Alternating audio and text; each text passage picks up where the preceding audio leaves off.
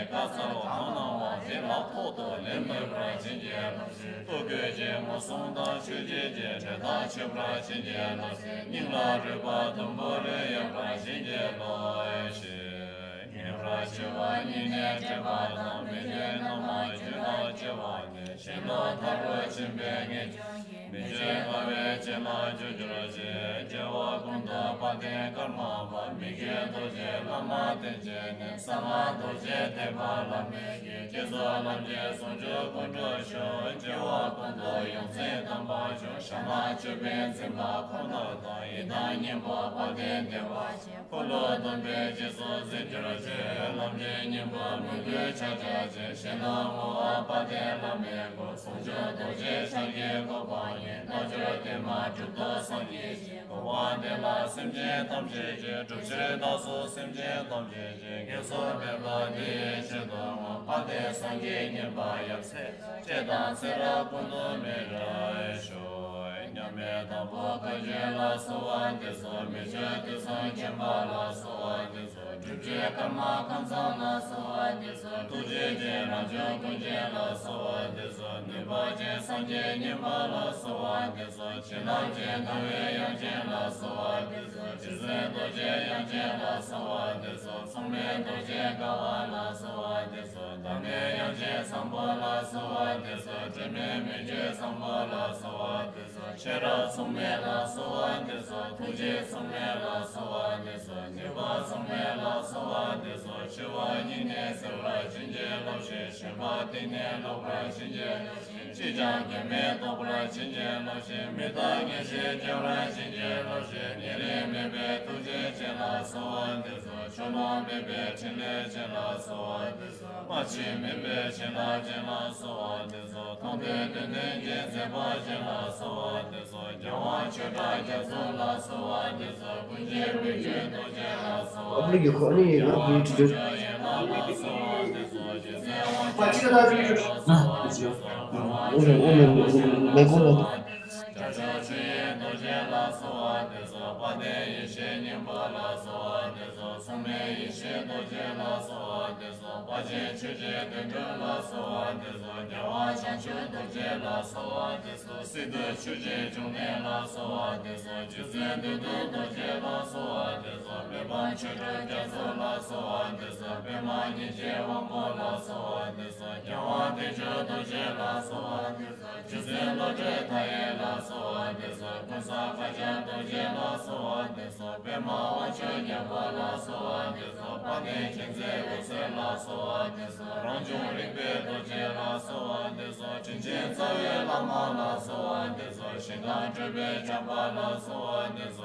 让众新年到过了所谓的所三月的话连的把了所谓的所写下话的年这把头上我也所的所长把他那对这今天所这边那能到连接开箱你送给这个他妈去年他让弄出的话今天新刚那就是都这样这的年爸爸这里是我就新的我自己家人不老讲的给这老爸讲工厂了真把世界是把一弄没这边我全部这边直接都不接了所谓的所没这边我全部这边直接都不接了所谓的所没这边我全部这边直接都不接了所谓的所这些叫我当年同学都是啥了啥嘛也没报道你这世界那么了把的老面当在了你说把的老面当不拉他话了给这怎么样了他们这些这在两不拉同类没对他们这嘛什么就不来说叫我工作养他老妈他这面世界把他弄直接啥他那面也在了都是长给我把牛多说你去做别的那什么让全都接了感觉了没所结果他们的东西所的那些情节了都是为没觉都接的那今天都接全部了叫我叫做所结果他们的东西所的那些情节了都是也没空把月亮给拿出来叫我打出了把我叫做所结果他们的东西所的那些情节了都是也感觉当被下也能用三万一些张给了看着耶稣所结果，当没的都为所望的那些情节了不是被到把了一些也能不被被马去年了，主都耶稣所结果，当没的都为所望的那些情节了不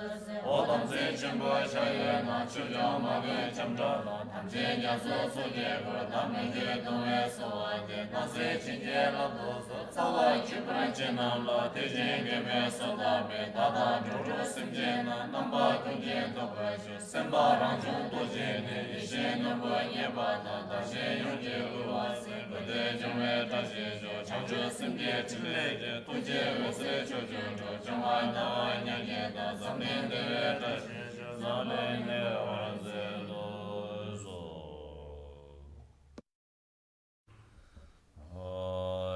高浪所的保人多学校当节目所在保护，学给人的马列大前别当面你把你当别，上学身边做了归家子，他也能给他的新家子，他的归也准备能儿子，他也为我投钱才把。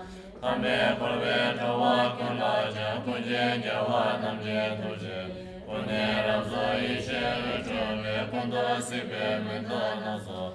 我在能别做了就做了，为这三位习惯常在的，一切经验就在随便讲，对待工作嘛的是怎么？我们可以为了就做了，虽然是我让我能做过，我为你这一年嘛也讲，刚刚的我给了的人。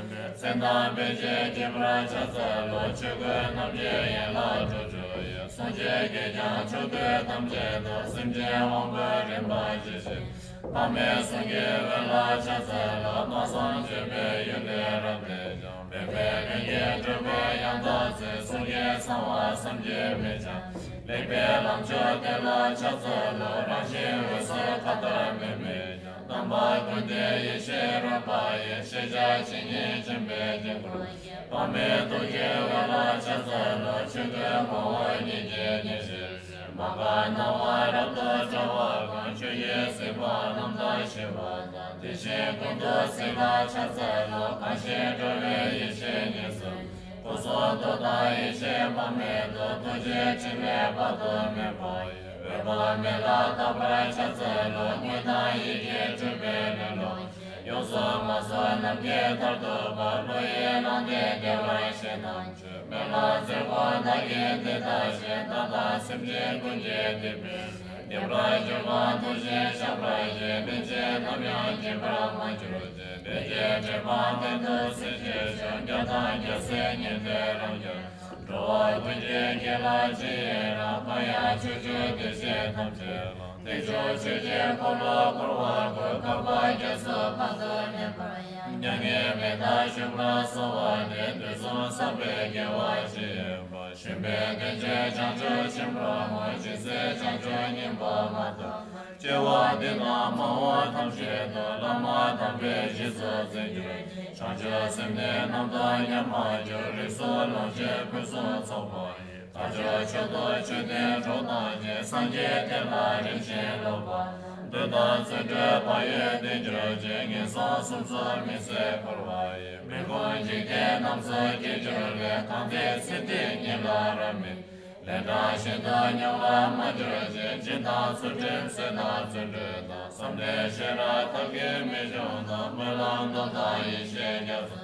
学把当天用所做这些，别当这些所拉的面包，身边容些为我让觉得，我当你不让特别出去，这点大多谢谢的这些，不论这些你干年月的，工作这些你干一些的，其他的没干你来的，去年都别了这的这些，看样的就什么是年。一天他跟着这去结果，都做一点一些情来做，那些去了他没去这些，看到这人我不让他这边，有的去把能不让他把他，让你还给去做就是，要是能给去到从快去，其实对对有点马头嘛，没对就来他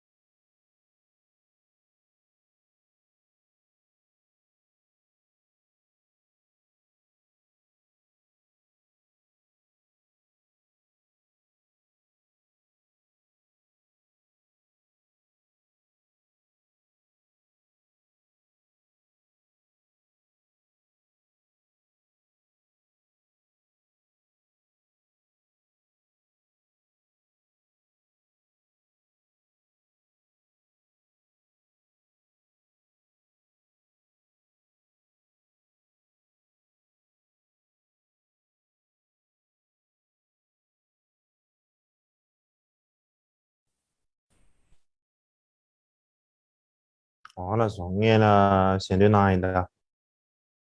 We will begin with the prayers for refuge and bodhicitta and so forth.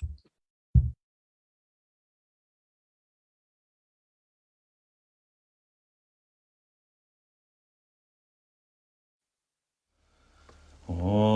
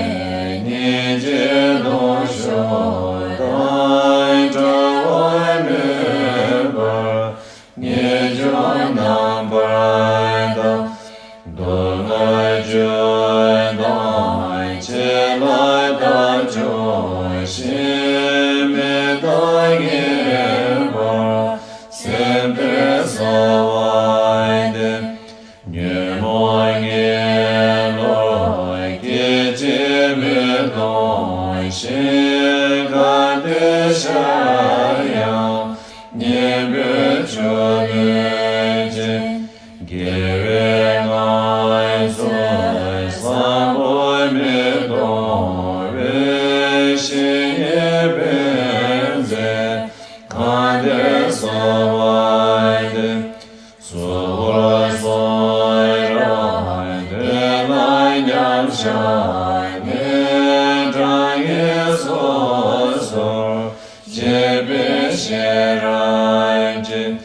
将专接所这般面前，把人的难把，前的所爱的，前不来摘来，此心之间，来没来来吧，南街三街呢，给来着。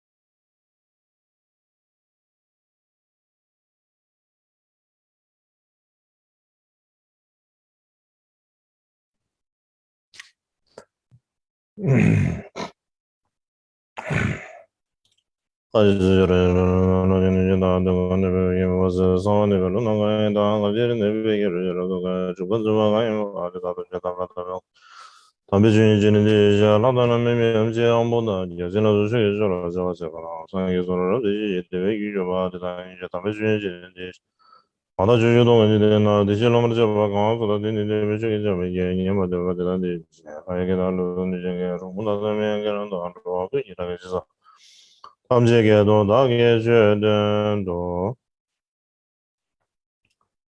종이 여섯개 유다명수 이거 세미버서기로 고근교이로 니스를 뭔게 좋아하시는 것을 나랑내라 야외도 주샤게 저 샤게 배마지 무슨 방가라에 저를 좀 봐서 개별에 저를 좀 봐주도록 이 마음에 잡으셔라 자 시작하는 개념으로 연습을 되잖아. 야외dem하고 그래서 제가 그 이런 뭐 제가 자한다는 반에 도시상을 그거나마 까마봐 이거 그 이런 시집에 이담네 좀 칠레고 있죠. 오늘 주주는 비전전에라는 주제 그 벤드도 다음에 도지 경험하라서 번에서야 말은 뭐지 나게 저르베메 대쇼라 그린 신배 원에 저 우선도 영어로 자도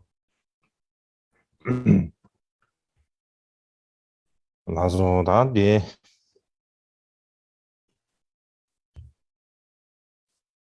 다음 세낭도 와 You can all hear me, right?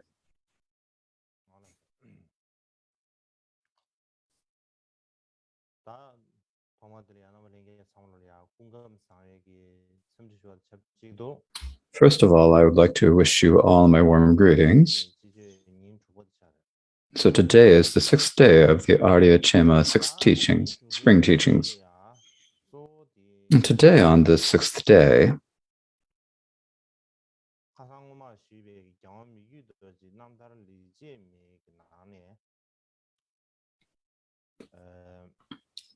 today I would like to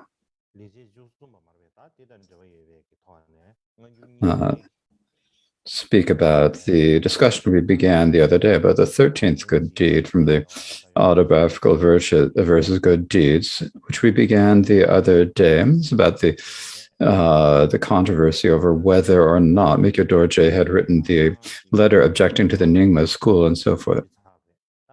And so the other day I spoke about that in general terms. And so today I would like to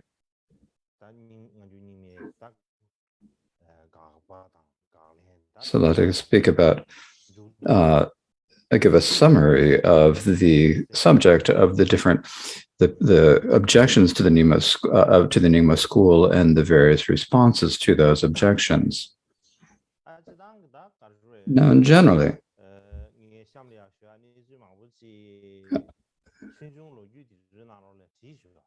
I'm going to speak about a number of situations that are described in our Dharma histories.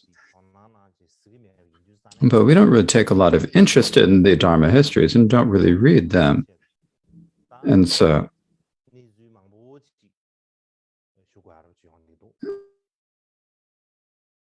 per call of your interests, I would like to speak about many different events.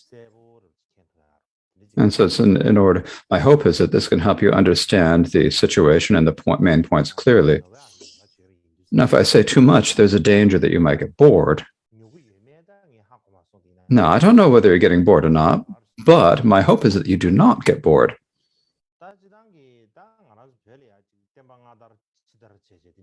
Generally, in Tibetan, we talk about the ancient transmission, the later spread of the teachings. Now, I don't need to speak about how this division is made, but in any case, during the later spread of the teachings, there was the Dharma kings Yeshe and Chanche, as well as Poden Shiwa, and also the great translator Rinchen Sampo, and Gokukpa of Hatse and others.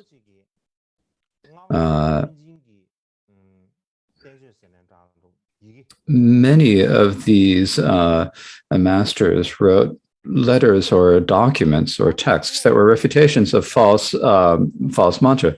Now, the reason why we call them the refutations of false mantra is that they're looking at the practice of the secret mantra, and there are many situations where there are a lot of inappropriate usages of mantra and practices. And so that's spread widely in Tibet at this time. And so it's in order to refute that and to prevent the inappropriate use of the mantra that they wrote all these texts. But at that time, there was no clear distinction between the ancient and the new Tantra as there is now. And also, the main object of the refutation of their different texts was to refute those who engage in the false secret mantras of union, liberation, and so forth. They were not refuting secret mantra. They were refuting the false uses of secret mantras. And so these practices, these false practices, occur in the ancient tradition, and they also occur in the new tradition, in the Sarma, or the new tradition. And so because they are refuting the false mantras, false mantra practices, does not mean that they are objecting to the Nyingma. To say if that it is, it would not be correct. And generally, when Adishira went to Tibet, the largest temple in Tibet at that time was Samye. And he went to Samye, and he spent for considerable time at Samye. Now, at that time in Samye, there was a library where they kept all the texts. And so in this library,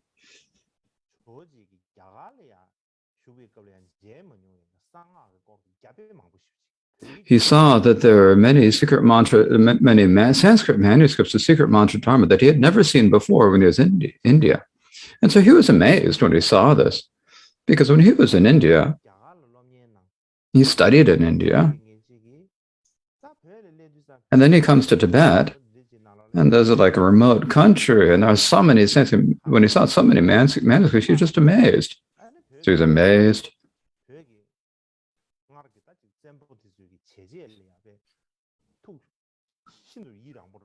And he was completely delighted in what the great Tibetan Dharma kings of the past had done. He said there must be like actual bodhisattvas, and he praised them highly. And the story of this is described in his liberation story. So what this shows is that at Samye, there are a whole lot of Sanskrit manuscripts of the secret mantra. That's what it shows. Likewise, later there was a master named Tropo Lotsawa, Tropo the translator. So he's from the Tropo tradition. So Tropo Lotsawa, Tropo the translator, found a Sanskrit manuscript of the Guhyagarbha Tantra at Samye. And so the manuscript was the Guhyagarbha Tantra. This is a tantra that the Nyingma consider extremely important. It's like their main source. When he found a good manuscript of it, and then he sent it with someone to offer to Chomna Drigdal. And when he offered it, and when they sent it to Chomna Drigdal, when he saw the Sanskrit manuscript, he realized that the Nyingma really has a source, and it's authoritative. And he wrote a text called the Guhyagarbha Practice Ornamented with Flowers. And this text, it's difficult as for us to get the actual manuscript now, or the actual text now, but likewise, there are many Indian commentaries that are translated from Sanskrit manuscript into Tibetan, both in Sutra and in Tantras. And among the Tantras, there's a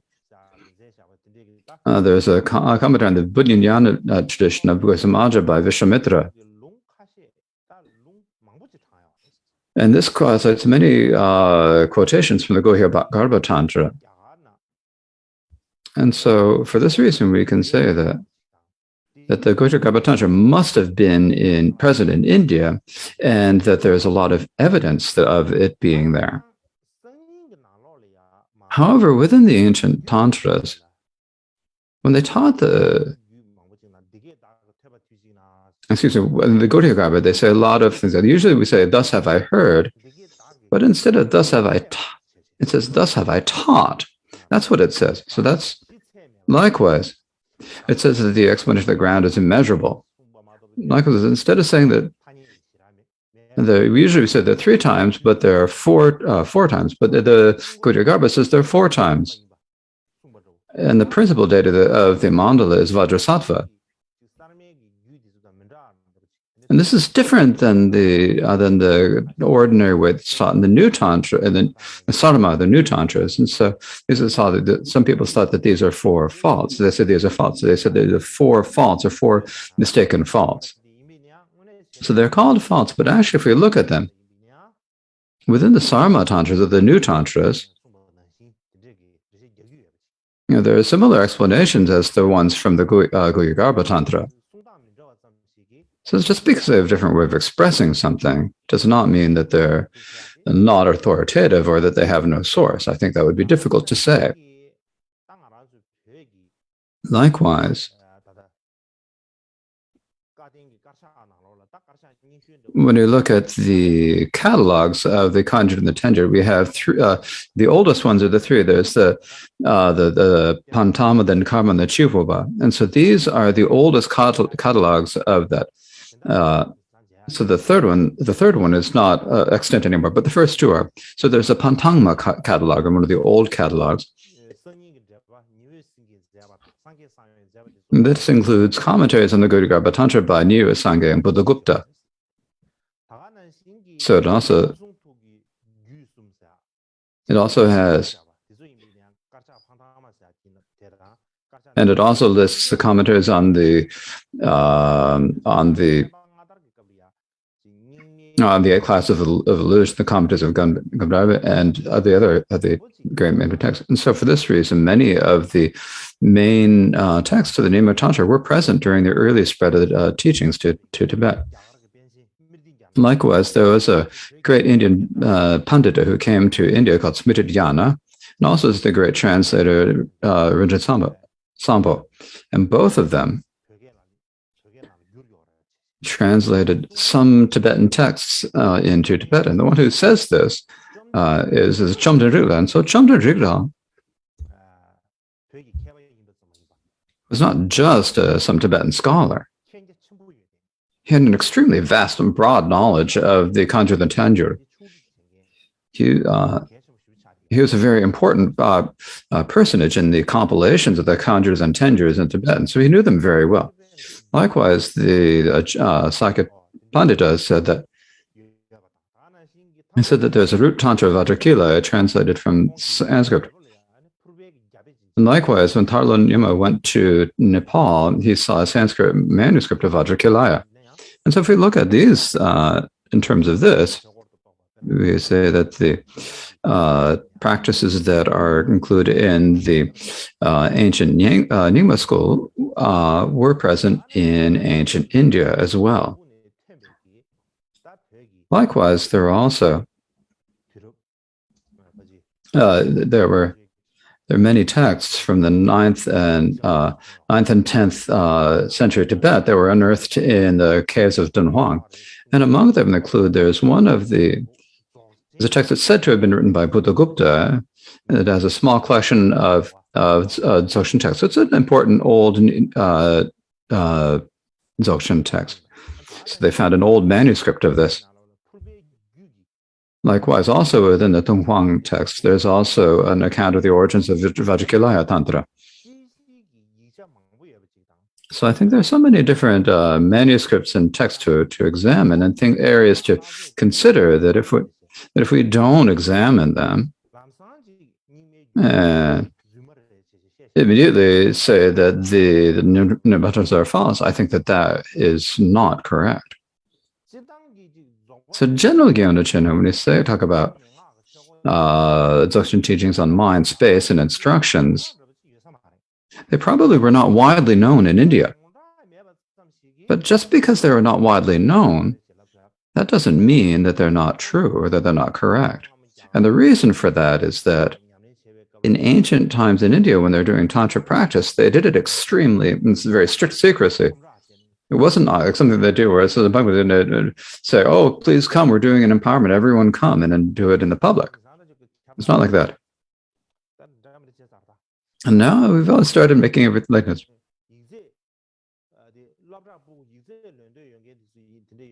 If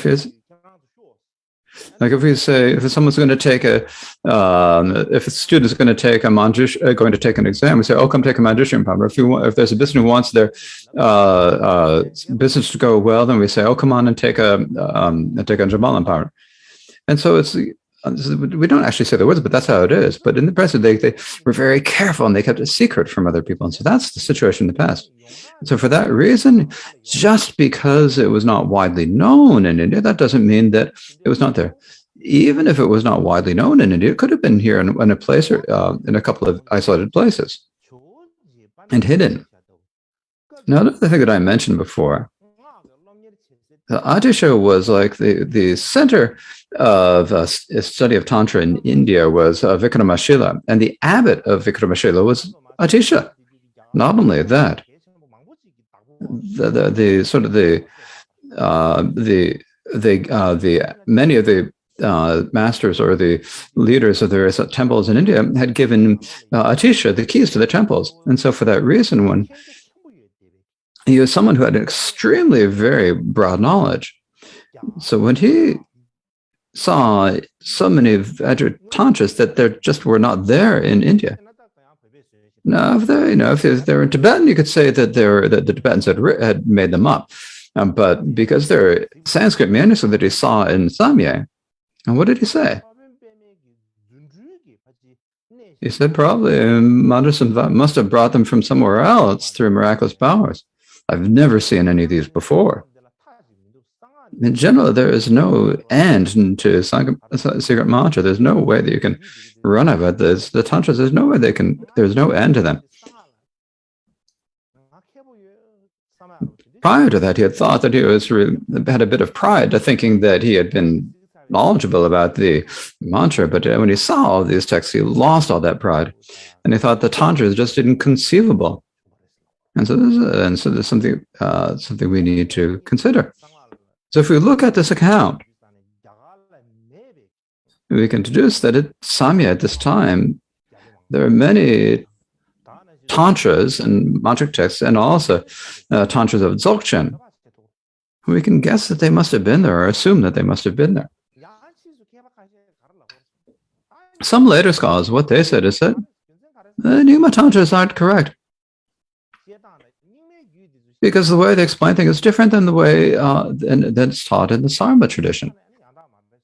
And so therefore they can't be correct. And if we say that, I think it's a little difficult. If we take an example of this, so the explanations of the Tantra are different than those in the Prajnaparamita Sutras, right? But just because they're different from these explanations in the Prajnaparamita Sutras, we cannot say that merely for that reason that the Tantras are incorrect. And so if we don't consider the issue from all angles and just completely insist on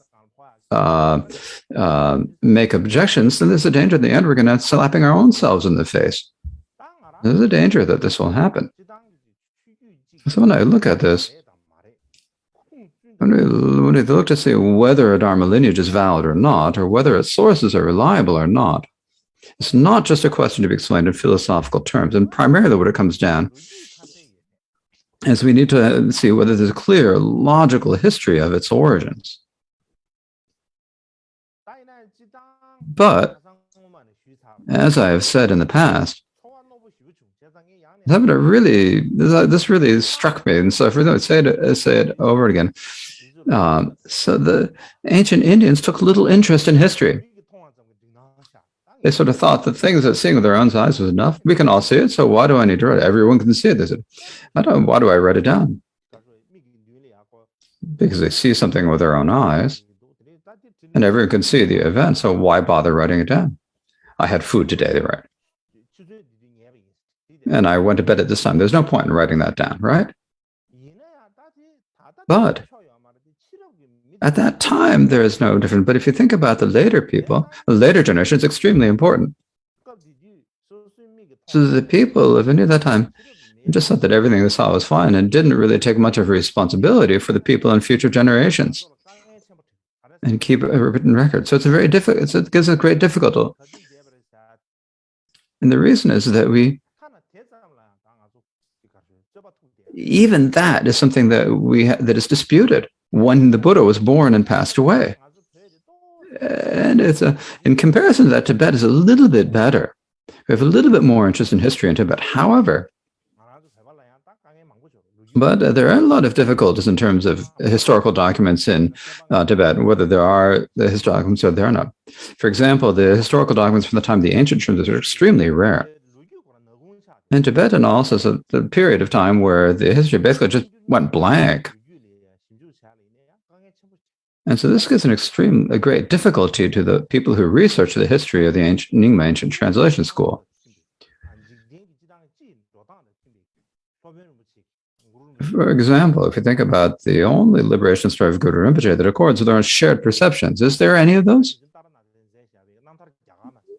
There's one by Tadanath called the Indian story of liberation. That's the only one that takes ordinary people's perceptions as a basis. The rest of them are mostly termas or revelations, and with them there are many differences in how they explain things. And this happens, right? Likewise, what we also often say, is that Guru Rinpoche not only went to Uzang, but he went to Bhutan and Amda and Kham and everywhere in Tibet. So there's a place, even the smallest area of Tibet, he said that there's no place in Tibet that Guru Rinpoche didn't set foot. There's no place there where he didn't go. Even when we think about how long he spent in Tibet, how many months, how many years did he spend in Tibet? There's so many different ways explained, and if we have, because there's so many, take all these different explanations, if we need to kind of fit them against the dates of the dynasties and so forth, it's very difficult.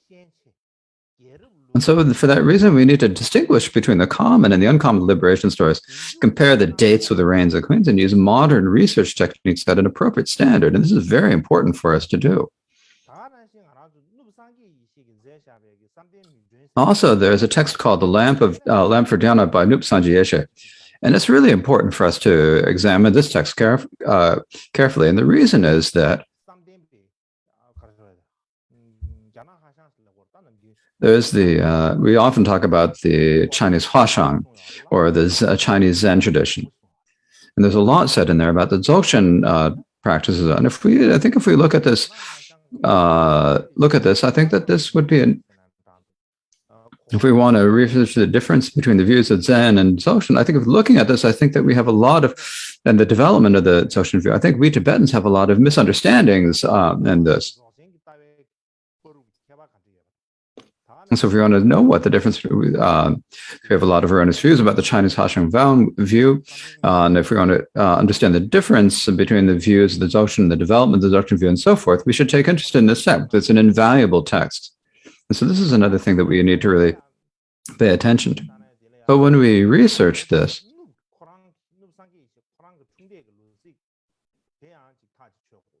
but when you look at this, we actually also have to determine what Nup's Sanji Yeshe's dates are. But there are many different positions on this. But I think the most logical one is that he was at the same time as the king Ngada Pelgard Sen. And so I'd like to ask the scholars to please reach us, since otherwise I'm unable to say much about it. In any case, in terms of historical terms, historically, there are many objections to the Nyingma Dharma. And there are many people who give them a hard time. And if we think about this, for one thing, if we think it'd be in order to rectify corruption in the text, or to lead to understanding of some particular philosophy and practice, and to clarify history and events. And so I think that they have a good positive influence. Not only that, if we only think, oh, they're objecting to the Nyingma, and eliminate all of the objections and think they're inauspicious, that's not how we should do it. Instead, we need to consider them and study them. And if there's more benefit to, if we take them as the basis for a study and research. No, I'm going to return the events that are our actual topic. And those events are, as I said the other day,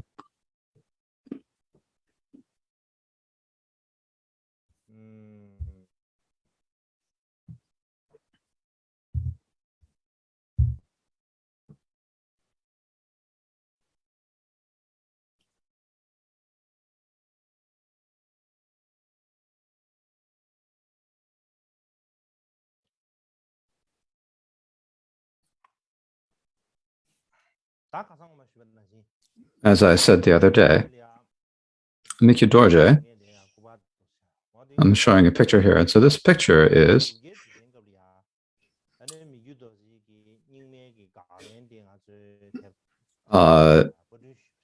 It's a picture of the edition of the objections to the Nyingma school, response to the objections to the Nyingma school that we published. This was published by the Nitarta Institute under the direction of Dzogchen Punla Rinpoche. So we published this book during the time of the 900th anniversary of Tuzum Khenpa.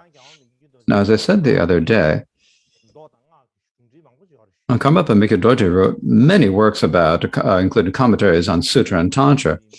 And so this writing so many commentaries on Sutra and Tantra, what it shows is he had a great interest in Buddhist philosophy and practice. He was very interested in this. And so it shows this. It also shows that his own particular way of viewing these topics, the Buddhist philosophy and the practice, his own way of seeing things, his own way of looking at things. And so because of this, and so he was not like someone who could say that there was a little book that they say, oh, this is my Guru's Pith instructions, and then get fooled into just following that. Instead, he was someone who worked hard to study all the great texts, the Kanjur and Tenjur. And he was very familiar and did a lot of work with the entire Buddhist literature. I think we can decide that, say that decisively. Generally, among scholars or researchers,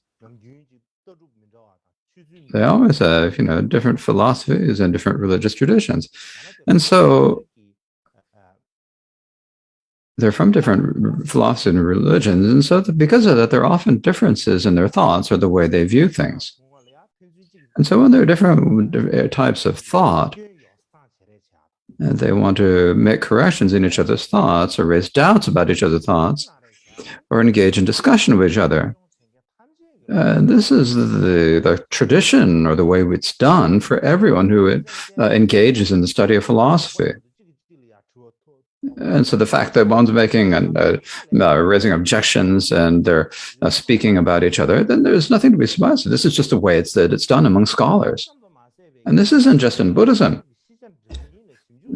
All the people who are researching ancient and modern thought, about whether Asian or Western scholars, everyone who's researching ancient and modern thought are like that. Especially for someone such as MIKYÖ DORJE, who was a scholar who wrote so many, and an author of many commentaries, is unnecessary.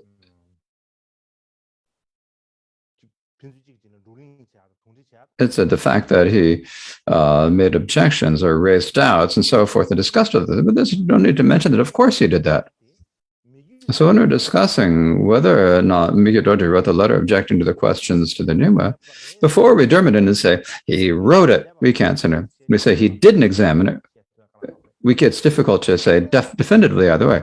So before we decide, we need to think about the background situation, the reasons to decide. So what we first need to do,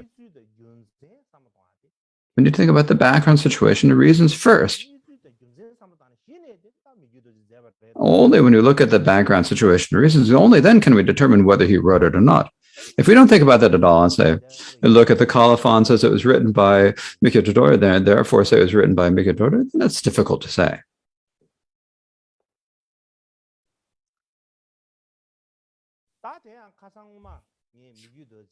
Now, as the other day, I mentioned a few of the reasons why MIKYÖ DORJE must not have written it, the reasons why he was not the author of it. I spoke about these the other day. Now, it's not only that. And so, no, I think we need, but we shouldn't just look at those. We should also look at from many other angles as well. And so I think that we should examine, and we have to examine. So the next one, I thought, I've seen some other reasons that I introduced you. And the first of these reasons is that, and so when we look at his character and other situations, we said that there is a probability that he didn't receive it. And then the second reason, main reason why he later scholars would say that would take it as if MIKYÖ DORJE had written. The main reason is that MIKYÖ DORJE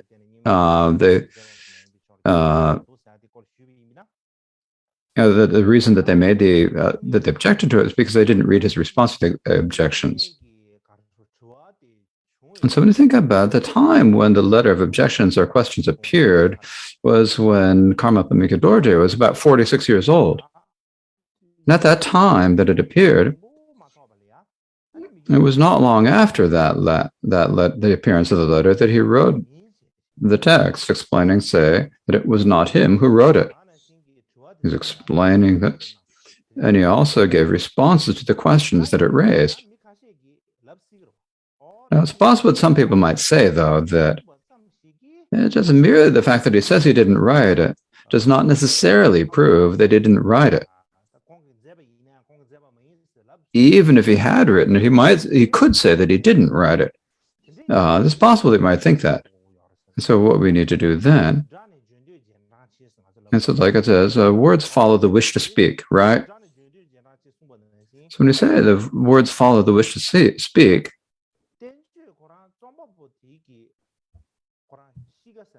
we therefore need to consider the author's character. See, what type of a person was the author?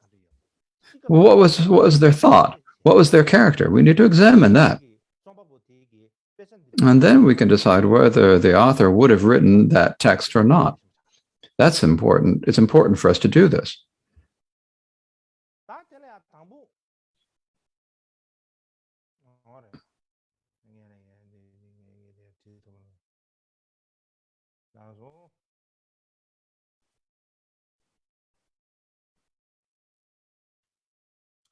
Now, regarding the first, one reason is that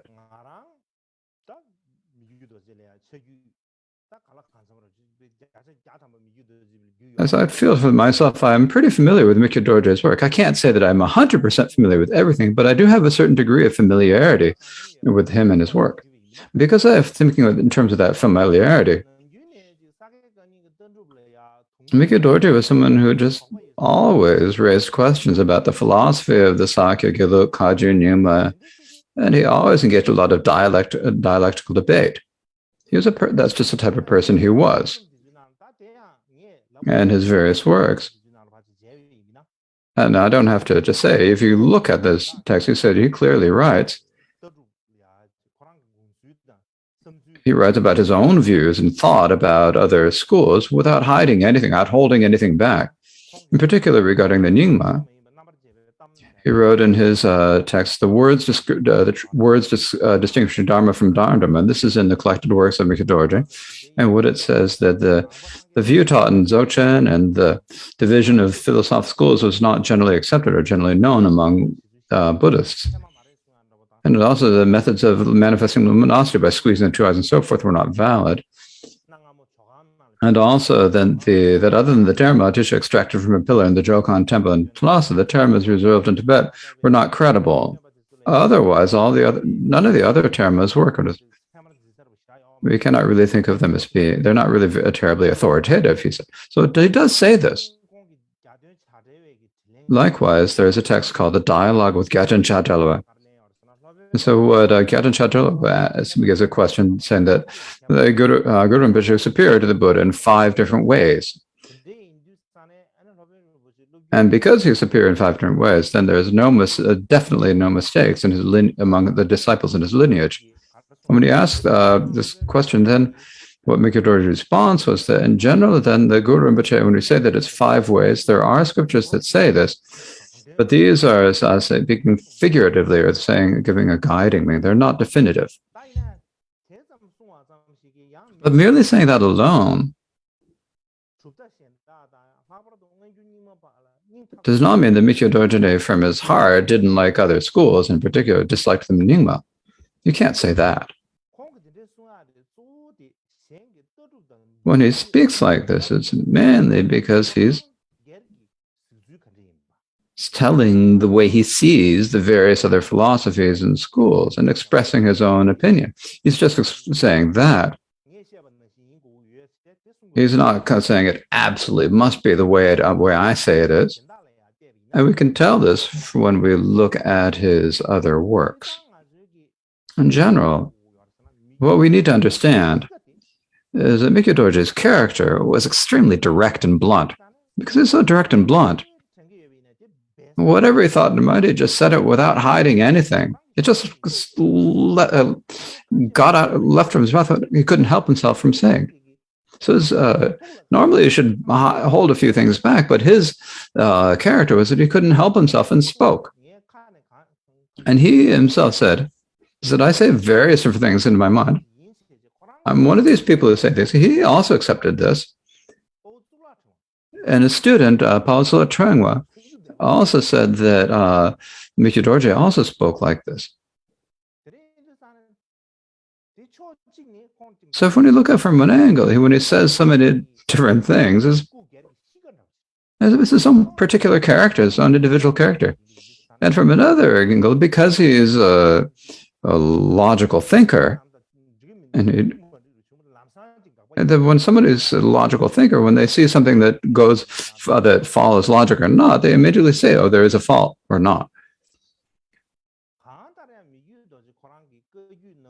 In any case, MIKYÖ Dorje himself, there are times when he raised questions and made objections about the kaiju in other schools, and did this to other schools. There are these points that he did make all these. So we cannot say that he didn't make any objections to other schools at all. We can't say that, and there's no point in saying that either. But I don't think that we can say that he made objections to other schools, and therefore he objected to the Nyingma, and therefore, because he objected to the Nyingma, therefore he must have written the objections to the Nyingma school. We can't say that categorically. And the reason why we can't say that, when we look at the objections to the Nyingma from the beginning to the end, were written with a particular purpose and end of refuting specifically the Nyingma.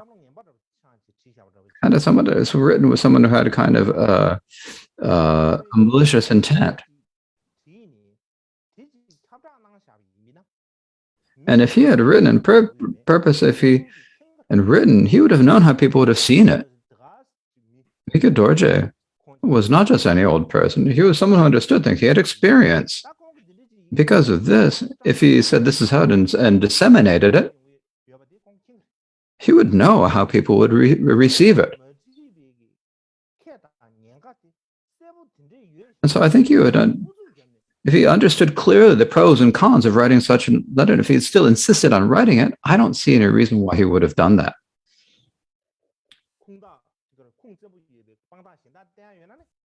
Now, if you have some other really reliable evidence that shows that he wrote it, then I could support that. But I haven't seen any other clear reason why he would have done that.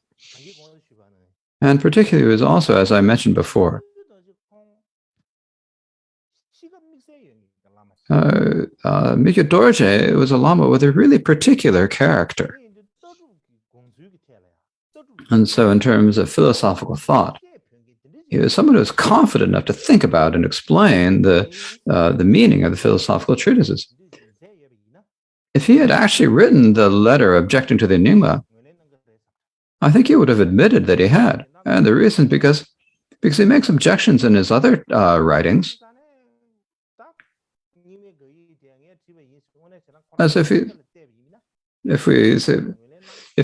had written the objection to the Nyingma, he would have accepted that he'd written and said, yes, I wrote it.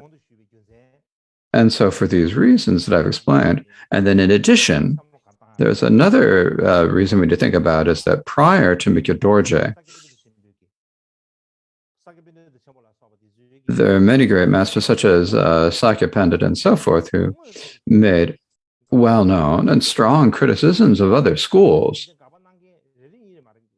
It's not just that there are one or two scholars who did this, there are quite a few of them. And when they make the criticism, so first one person make a criticism, rejection, the other person make a response, and they did.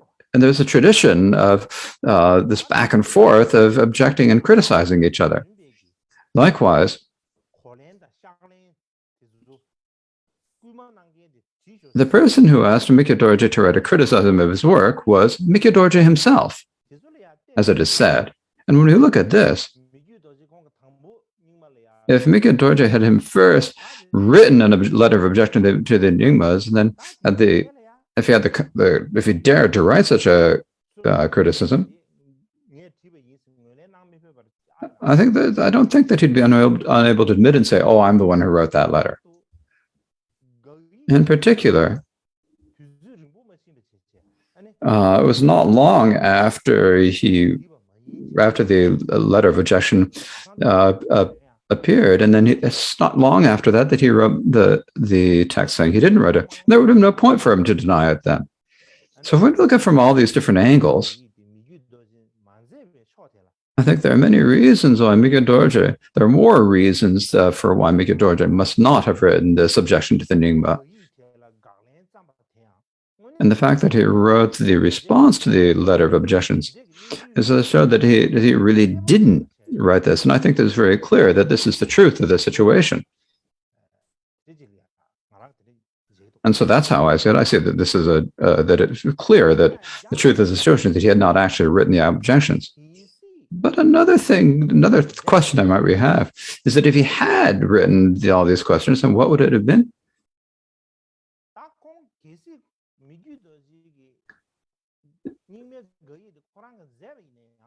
Even if MIKYÖ DORJE had written the objections to the Nyingma school, first thing I would think is the first he wrote down all of the different questions that he had, as in a sort of a criticism, and because of the criticism, then in his response, he wants to investigate each of the questions in great detail and wrote particular explanations of each of them. And I think that because of that, I think there's actually probably more help than harm to the Nyingma. But one disappointing thing is that most later Kaju followers and followers of the Nyingma, most of us spread the idea that the Karma had objected to the Nyingma, and they were unable to say that MIKYÖ DORJE had made a response to them. And because of this, there's been a controversy that lasted several hundred years. And primarily what this shows is that we followers have not been able to take on the responsibility for our own teachers and for our own gurus. MIKYÖ DORJE made the objections. He objected to the news. That's all we say. We don't say that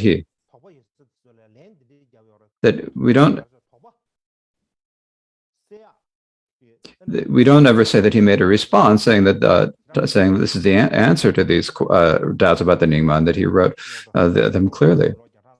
And so for that reason, the reason for the controversy has lasted for many years is because we followers haven't been up to the task.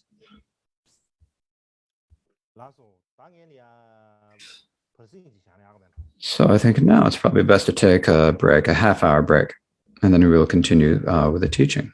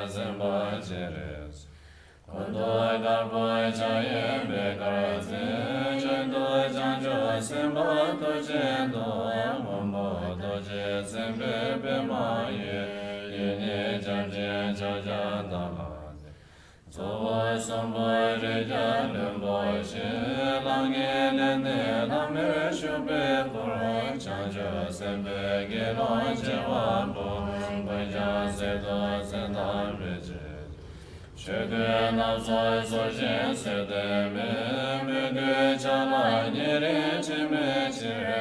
ge gu so ge be cha sa lo che go na wa da ye ri ji cha ye we se le zhe zhe re se yang zhe zhe re se wa che wa ja cha ye we se le zhe zhe ma de yang zhe zhe ma che wa cha ja DORJE we se le zhe be ma jo yang zhe wo je che wa cha ja je che ge we ba me la cha sa lo san je je ni ze de zhu sem je gu na ze we da do se sem je gu je ye la ga de be nam do ga ju da do do je che sem je gu je on do ga me da do ma de so so ni la se gu je we ba me la cha sa lo che ba sa me che ba ma do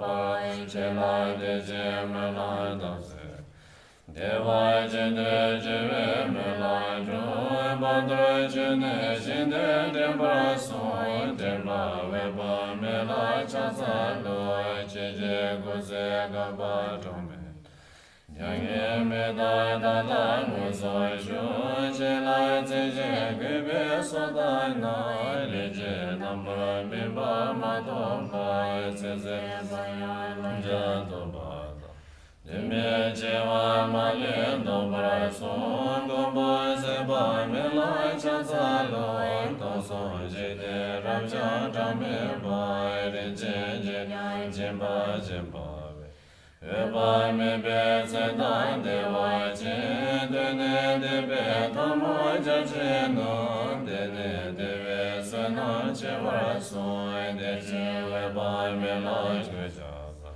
Kaje we ba me be se de ne kaje me ba ni no re be de ne je sam je de ba na de ne cha cha lam le che me we ba me la cha za lo san je we ba me be se de ne cha chu ni bo ma do ba bu me je re ne sam Serai gondai sote namdai juro de sheve ba me la cha sa lo da ge le da lo che ge sara che mo so je ve che ba che che ye dra da je ze da je je de ne dra ba do so je de je le je re ra ye da che wa ja la lo me ye lo je dam je Lo ye la de we ba me la bo da lai ben je do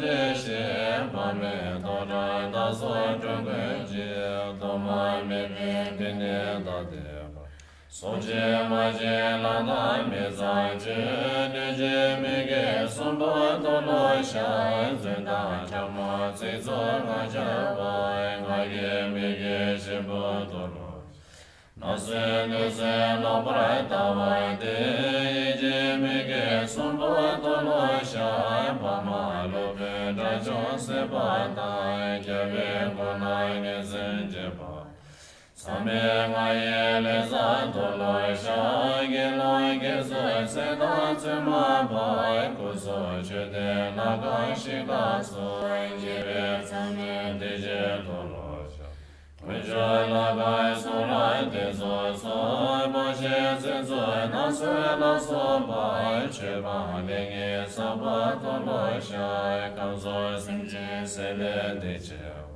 Chang jo se ba nam la kur va da de me de che sa ba to lo sha ge ve pe de be ni me da nya ve do ma se la so ba Teja mi de she tse ye sam ba sam me ma ve to ve le nge ba tar me le nge sa ba to lo sha ma ba she da la ma ju son ba do so ja ni je de se ma so da so je cha wa to lo sha na mo che she do wa ma ma je cha se la ma nya ma to lo sha Sadoi Juji Yala Bumbo Je Samai Damse Nyamba Dolo Shai Domba Mashu Miguel Jemba Mesan Chugan Chandon La Soba Rashi Gana Madu Deba De Do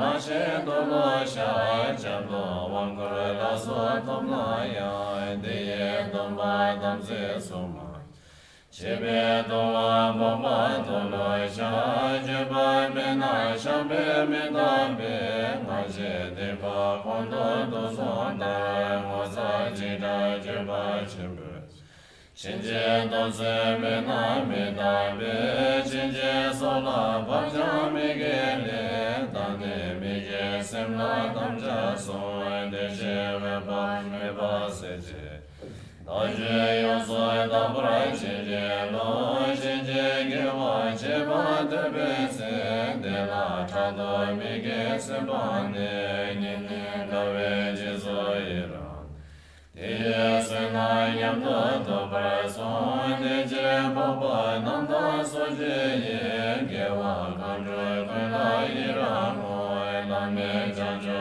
chodo semje Chode jaje zela yera moi mige chubo bamba gewa chu shinje soja jimba towa tai domba soje dembra mawa kemba domda shinda chambra nai dendai dembe tamje demba chu chamda nije kamshe chula je gewa dena gula Chojo jide ramja damje na zo sai jine ringbara male bara deda namla chuje kolo ne jaje nyoda korwa dage Pushe doje dede chembara so sanje janse tenze gewe she nyange davara shege deda lai nyange meka shebra sowa Dese dage deso gewa na dowa semje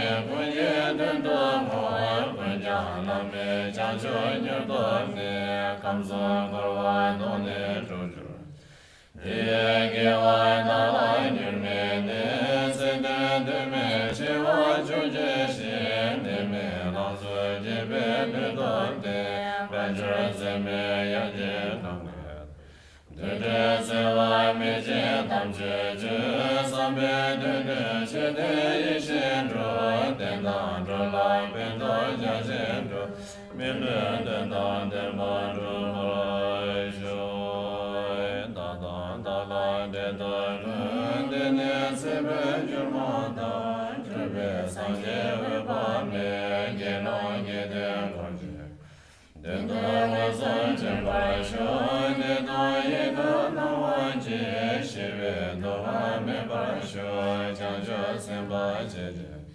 Zodra doje nambara je Dewa jendo dowa ye Namde namna derbara sho Ngezo donga zona Lame deje meda juro De la jase jevara sho Toma mene dade bara Korwa dena yere Dena jowa jevara sho Mene mero je chocha Jeka na je tame nyo Denye yema bache Meda la yende jede Doda debe se shedo Deba boza me barasho Nida zeno dero Meda juma meda she Chashe boza me barasho Sacha yore kanje nai Meda yoje kanje Dembra madra she barasho Dame kurve jaso ne Nishe zene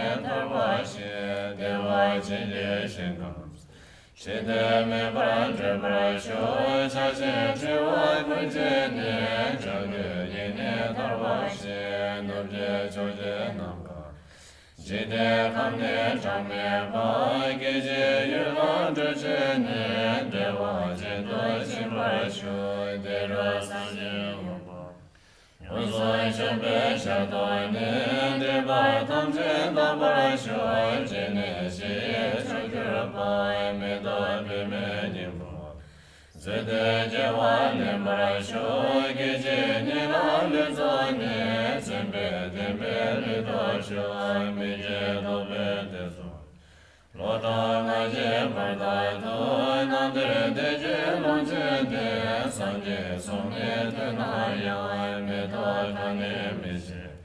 Sanje Shaja Chiveje, Deda Dala Mijo Sho, Jema Tado Medoje, Veba Mime Shadosh. Senai Dodan Zudroide, Labe Tene Chibete, Sami Chabra Jujene, Sanje Korje Chibos. Deze Deje Chibande, Chaye Chame Bolasha, Chanjo Node Tobrasho, Sabda Deje Judu.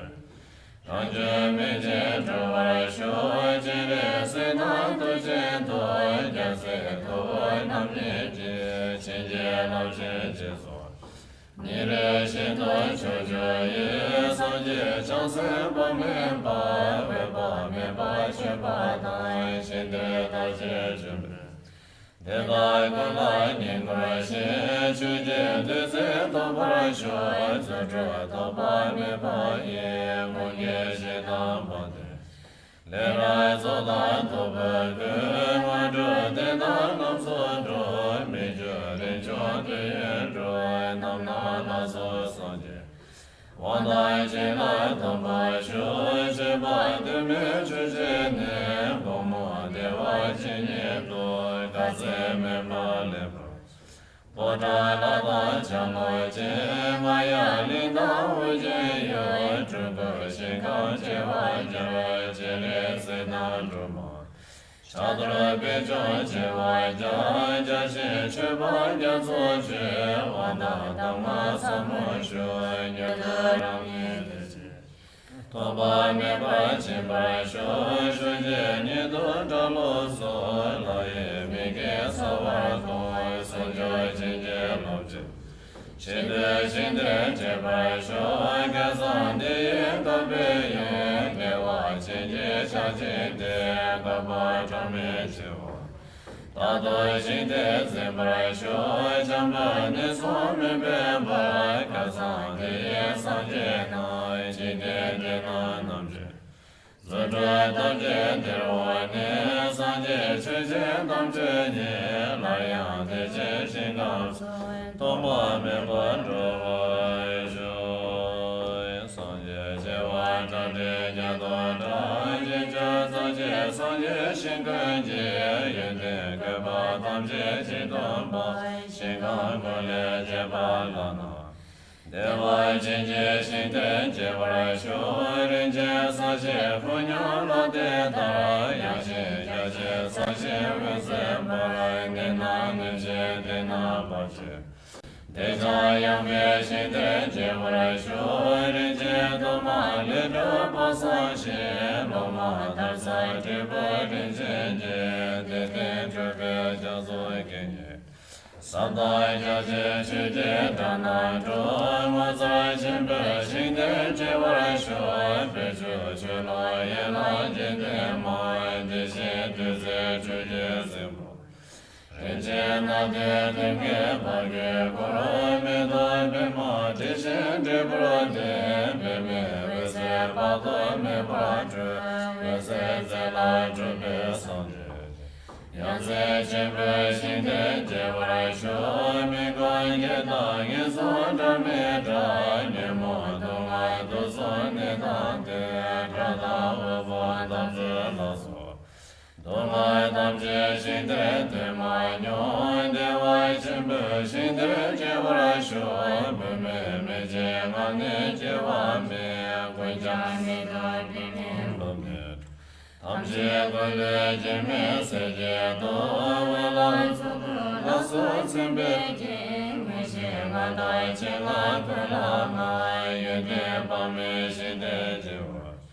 Ranjo Reje Nazo Shaye Kai, Jide Lonje Yela Tembe Jo, Sojo Mige Gude Lunje Dro, Maje Meje Dado Zimba. Kanda Chude La Vetene Jo, nam je la me te je che la je de je wen jo shin de je wa ra sho de je lo ge me do cha je shin dai che la be mo tam je le ye do we so da de ro de lo je je be de bo da do jo be me ja je be la mo Shebe lama de me ta do je do bra de ze re je sha ye ka nya wa de ze re je che sa de na sa de me ma de nge ta cha da je je che lo ro ma so de bra de na ye be che da do me de ze na wa da me da de ze mo che lo de na Chodai kante de la de tra joy shin drube shin de che wa sho shin de zo be san je we pa me ka ba tra me nyang ye me da de se de ye cham de che wa sho nam she we pa me de she wa she ka ba ge de tra na ye me che ba do de ba de me Yasa jere se da me tra she de ye ma tam je se ba sho se la tam je no be to ra la jere se de mo bra san je san je we se tu ne ma ba ye ba se ja bo she ja jo be se cha da je je tam je ne bra sho ko se ka ba je wa cho de Bondra Buja Zadro Shube Tse Da Doi Shabde Nikro Sheba Da Meje Sonje Tamshe Zimbra Sho Nyanyen Dene De Demba Kaba Donjura Chotai Chewa Cha Bondra Sumne De Se Chuze Je Tuje Tata Da Doi Midra Sho Dene Tuje Dode Sanje Teshe sheba rato temba ne yente narbo sebe jabo juro pose temba chere sitanya sanje deye todo shamre shebe cheje damche kunze sho dene dage sede jema da shikam deam tabe shishen do lame zobe sanje tobra Sosai gine sepa me ba tarai sinde samje druge me je dru ba chame druai te ba soi be me dru te ba me Deshe shebe se tai se nai da ye de ye she se je se me ba she go na wa ta ye we ba me se tai ye she ba me chum de Kashi chije sene se ze bai wen je le je na me ma do bai me ju do se ne je se ro so je ba da ne je je se ze cha za we je da do ma ko le jam se so cha she pe so brai je je lo ye san je go so ye me je lo Shenye me jira de be jira da ge de me je de be jira je da ma da je ro ma jo ko jo sum la cha sa la de ya da be za de awa mo da na ye so wa ko jo sum la cha sa la na ma me zo shi re ye na mo so shi re na mo wa da ma shi re so wa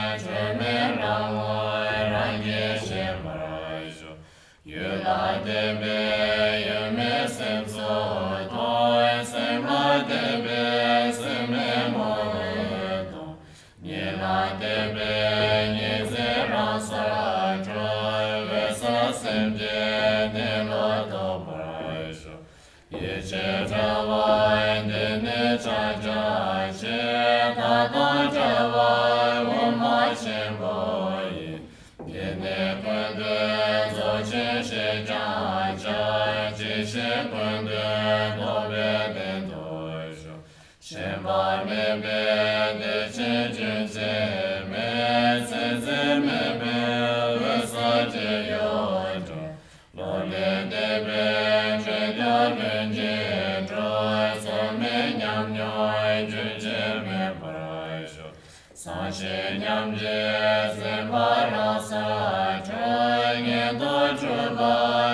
yin su na tama shi bai pa la cha to me zhe zhe shi yin de ma to pa shu zhe ve ran shi da do san ye chai ma to wang ye ta me por wa cha do ma mo tai me be sem je lai se me ni je ju la ke wa shu se me ni je sa ya ma ga be se de mo ai don de je ba shu son ja ga sai ja ve lam chu de ja me ni ze gun do gong ba shu gong do le joy je da me she dai sem je me je san je she ra ja san je che nai je be me la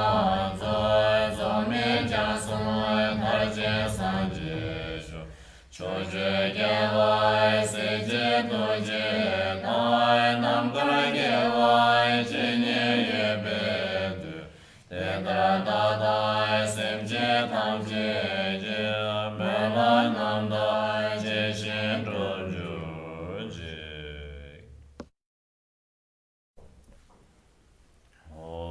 je sem je nam ra la ma la jab zo che wa san je la jab zo che wa che la jab zo che wa ge de la jab zo che wa chum de je ma ra chum ba yang da bra zo be san je sha ja do ba la cha za lo do je ni mo ra do jam ba la cha za rin je me tra la cha za lo do wa ge ja ba la cha za lo ba de la cha za lo ba je la cha za lo rin je me la cha za lo rin je da ve la cha za lo thong wa de la cha za lo rin je da wa la cha za lo ji ma me ba la cha za lo be je la cha za lo sam ba la cha za lo sam be je la cha za lo chu la cha za lo chu le la cha za lo ba sa la cha za lo zen de ba la cha za lo si je ba ye la cha za lo ye ba la cha za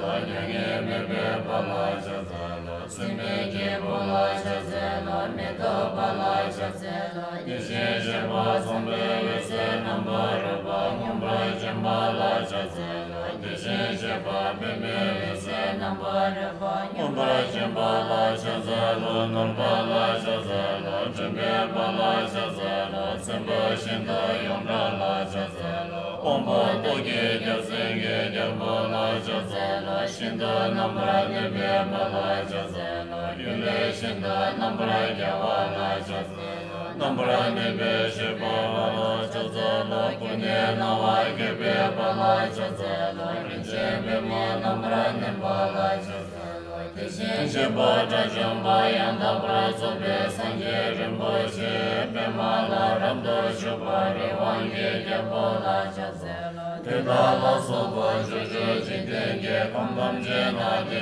je ba cha jam ba yang da bra zo be san je chum de de ka ji yin je shu de so je be san je chum de de da tam je da la gong so da ye ge wa de da ge wa thong ma da tham ma je ba ne kurwa na kurwe je ne tham je do ni be le je ba da je do sa wa da je ba la je sa ye ra wa che de je ko ram ge de je ko ram chu ju ge de je ko tro ba da tro do sa wa da tro ba la je sa ye ra wa sa ma je ba ma ye le je ba da je do sa wa da je ba la je sa ye ra wa ge wa shu ye le je lam ya na ba lam ba la shu ba da ju la za wa da ju ba la je so ye ra wa le ye de ba kan ge de ne ba sim je nya wa shi wa de je ne so che wa mi da je yu do che wa yu da pa do che wa la do che wa ma se ri bo nam so che wa pom bo ma sa wa che wa da wa lo pra sim ra che wa sa je chu wa la nye pra mi je ba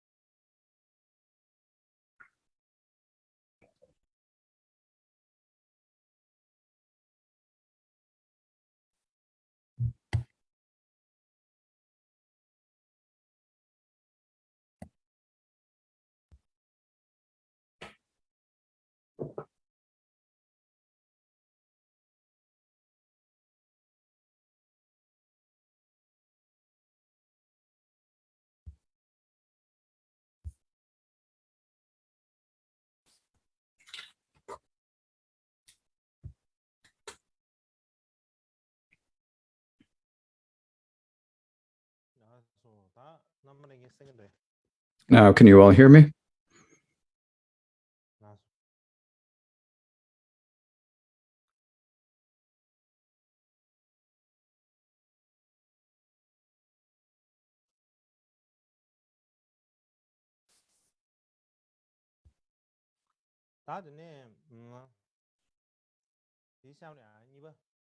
Next, I would like to think about the second issue. This is it.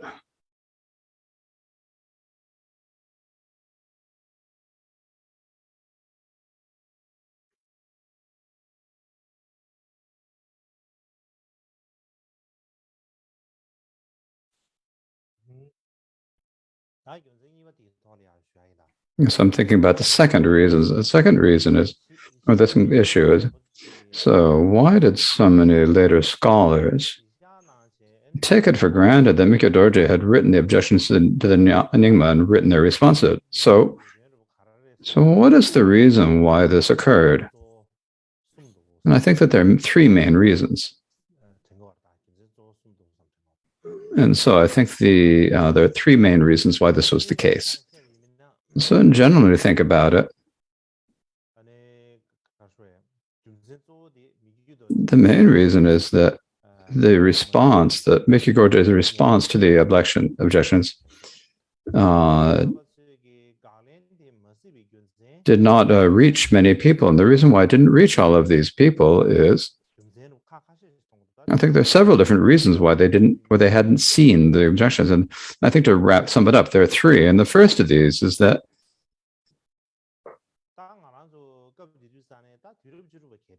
at that time, it was the 16th century.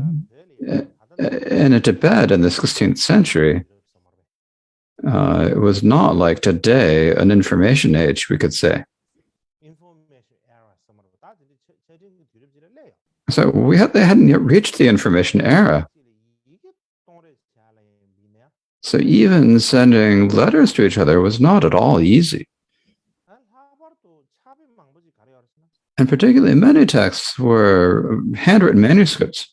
Most of them were handwritten manuscripts. And if something's a handwritten manuscript, there's only one original. Maybe usually there's only one. And if there's only one original, you have to have someone who copies it, copies every letter. They copy every letter and copy it. And so if you're going to send it, the time it's just copy it out by hand to display it. So it's something that the people of our day cannot conceive, or more difficult than we can possibly imagine. These days, what we do is if we've written something, if we have the vision, if you send something in your WeChat account, or you post it on Facebook, just merely posting it, then immediately many people can see it.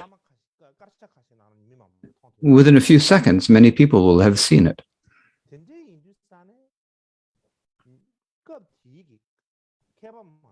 And so for that reason, the scholars of that time saw the letter of objections to the enigma that MIKYÖ DORJE purported to write, but they did not see his response to the explanation, the objections, or his explanation.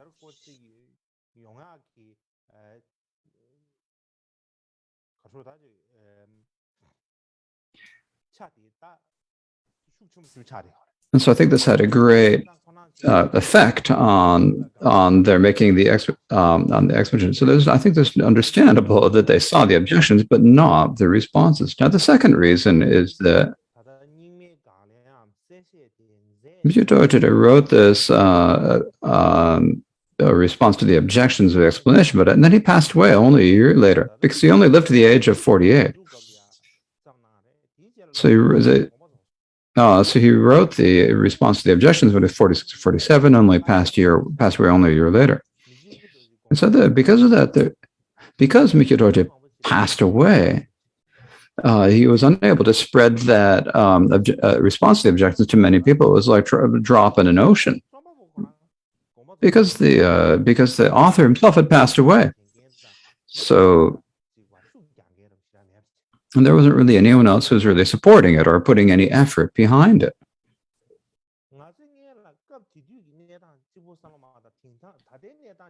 If we only think about even this current incident, I think we can clearly understand it.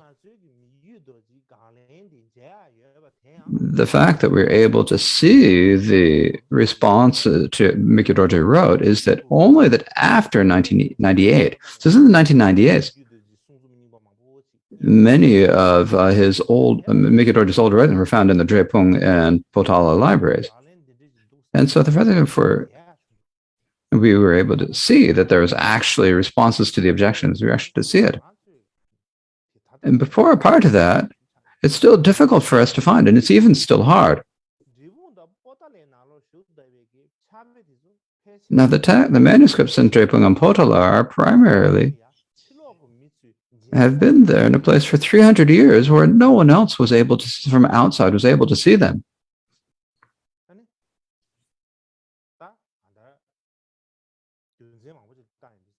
When we look at many of these reasons, I think that MIKYÖ DORJE's writings, it was difficult to even see them and difficult for people to read them. It was hard for people to read them. Now, the third reason is that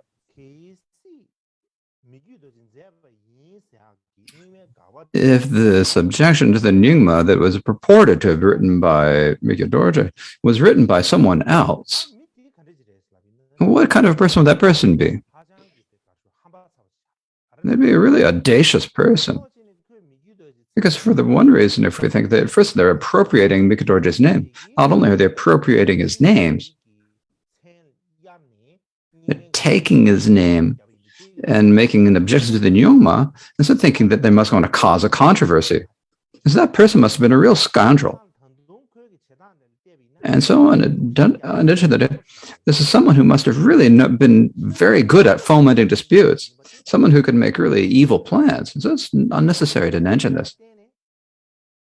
So for this reason, someone who used the Karmapa's name and wrote a letter that would offend all the Nyingmapas. So because of this, for one, if we look at it from in a very short time, he wanted to make sure that a lot of people would see it in a short time, that everyone would pique everyone's interest.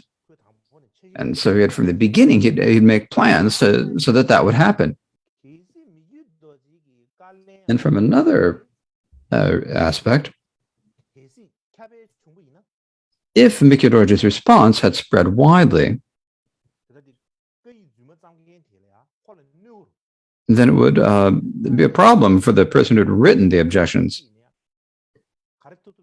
And so he probably did what it's possible that he would have done whatever he could to make sure that MIKYÖ DORJE's response would not disseminate widely. This is because the more widely MIKYÖ DORJE's response spread, the more the letter, his own letter would lose its effectiveness and turn into just lose its effectiveness. And not only that, in addition, because it's possible that people would, because it was a letter that had been written, that they had written in order to admit it sounded like it was written by MIKYÖ DORJE, then people would probably come and, if MIKYÖ DORJE hadn't written it, then people would come make inquiries and come after them. People would want to know what the truth of the situation was. And so because of many such conditions, MIKYÖ DORJE's response to that letter did not spread widely. Even now, in the 21st century, when we're in the information age, whether we think about in terms of book form or in picture form, there are only a few copies of the response, and many people have never seen it. And so in the old days, it's even more difficult to make connections with each other and to see each other. It's much, much harder at that time. So at that time,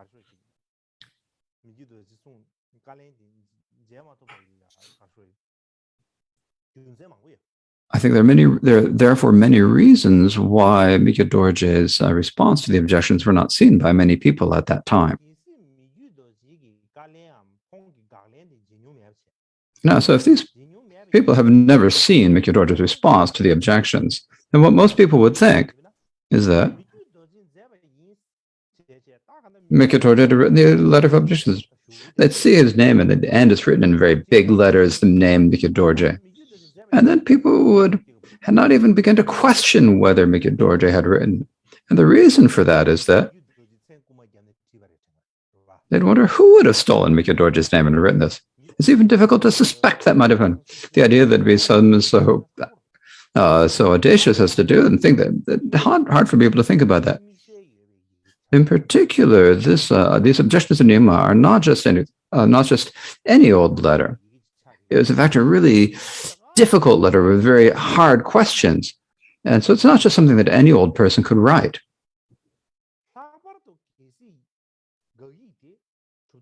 And in particular, if this letter of objections came into the hands of people from other schools, they wouldn't really be familiar with the MIKYÖ DORJE's characters or with his works and activities. They'd have very familiar with it, and they wouldn't have had much interest in it.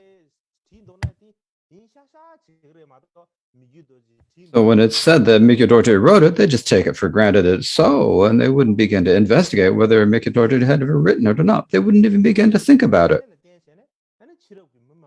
And so for these reasons, many people in later times just decided that MIKYÖ DORJE had written it.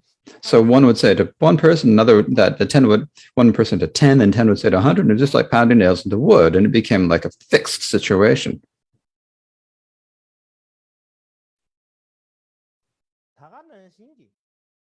Likewise,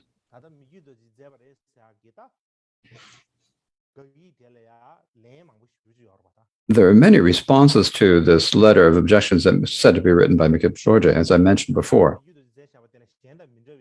And so, the main reason why people had to take such great interest in these objections that were said to be written by MIKYÖ DORJE is because Soktopa wrote about it. The main point of this is that MIKYÖ DORJE, he's taking it for granted that MIKYÖ DORJE had written it. He's taken whether he said the style is very good, the meaning is very weighting, the logic is really very strong. And so this is what he says. So if you look at this, whether or not the objections were written by MIKYÖ DORJE or not, the objections themselves, some of the questions are extremely difficult or really hit difficult points. And so for that reason, the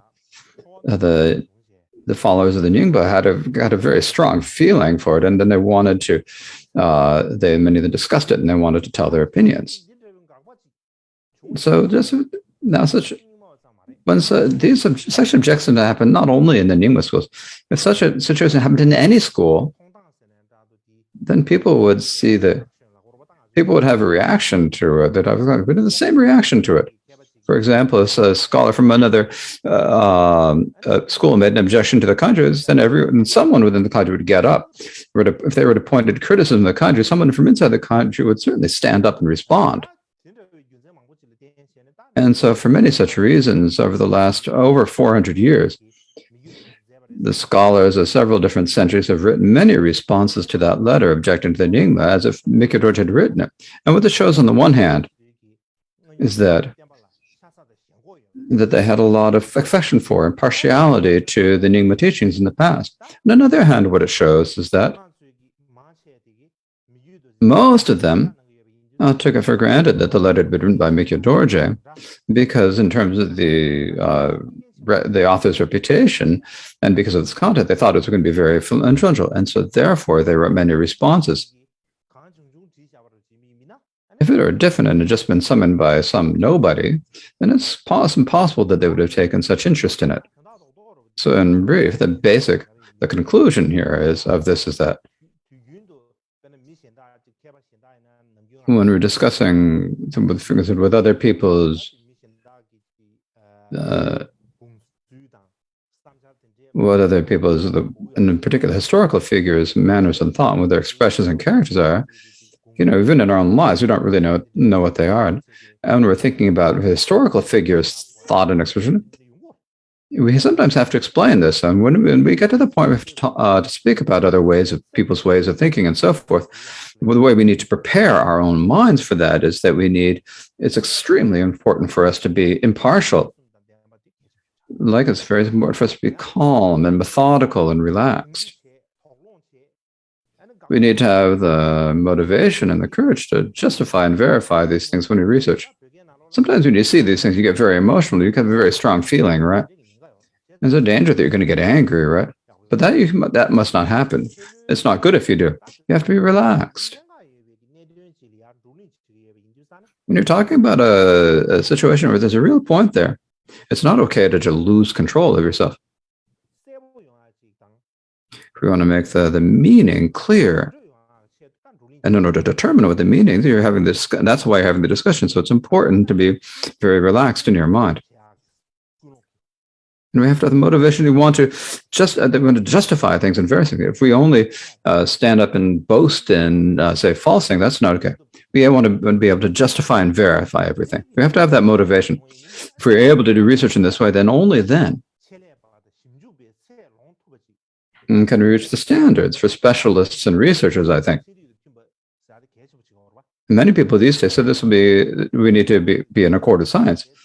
And we talk about I think this is the way that we can reach that standard of being in accord with scientific methods.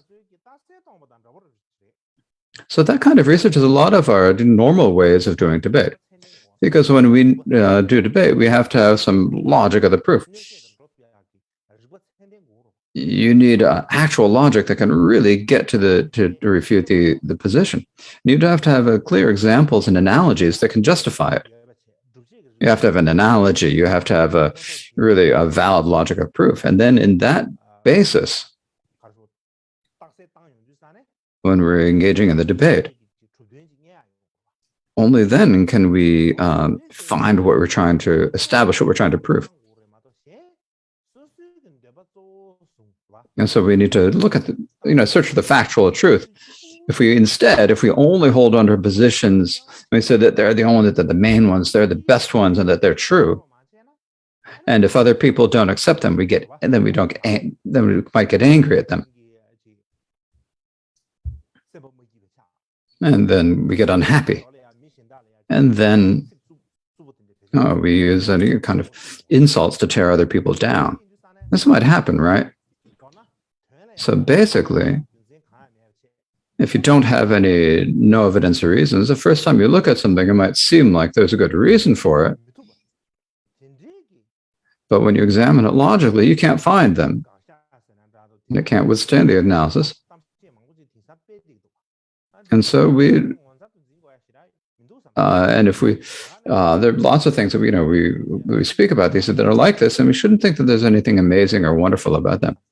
And if we shouldn't be amazed, then it's even less necessary for us to get angry over them. It's kind of like watching an action movie. It's like when you're watching an action movie, right? At the moment, it seems like it's really hot and intense. It's really exciting. But actually, it's just a show. It's not real. It's not a real situation. And when you know that it's not real, then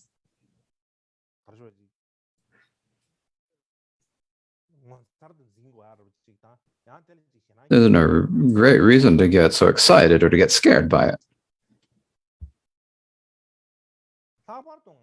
And in particular, when we're doing research, not only do we need to use authentic analysis ourselves, we also need to be able to must be able to accept other people's reasons for how things are, or their corrections to our views or the opinions they give. If otherwise, if we only, without having much level of education, if we always speak with bravado merely for the sake of extracting others, and that's basically the talk of someone who's always taking shortcuts. It's not really someone who's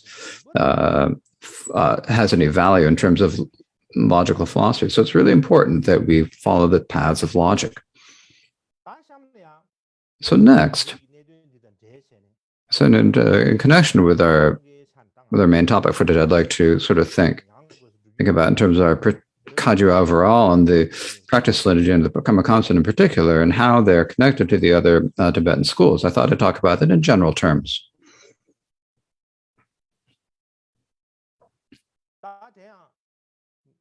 So among these, later if we talk about the eight chariots of the practice lineages from the writings of Jamgonda of Lodra time. So if you look among them, if you think about the Sakyapa,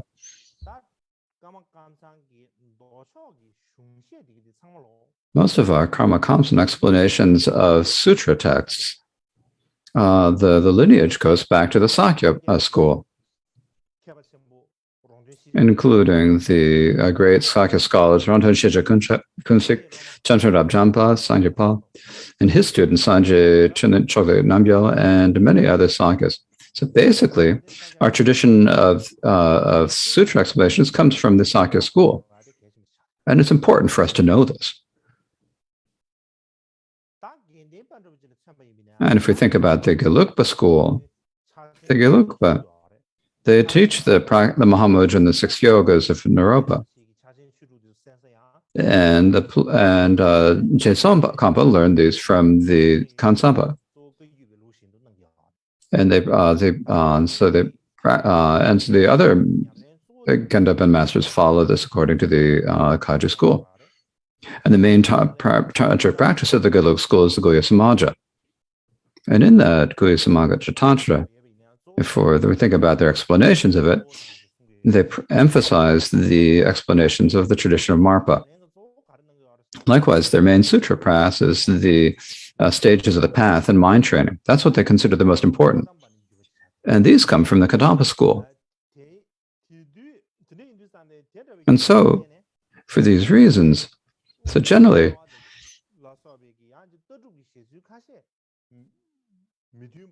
there are a few differences or variations in how they explain the Middle Eastern view and so forth. But in terms of Dharma in general, there's actually a very close connection between the Kagyu and the Gelugpa. But a lot of people don't seem to understand this.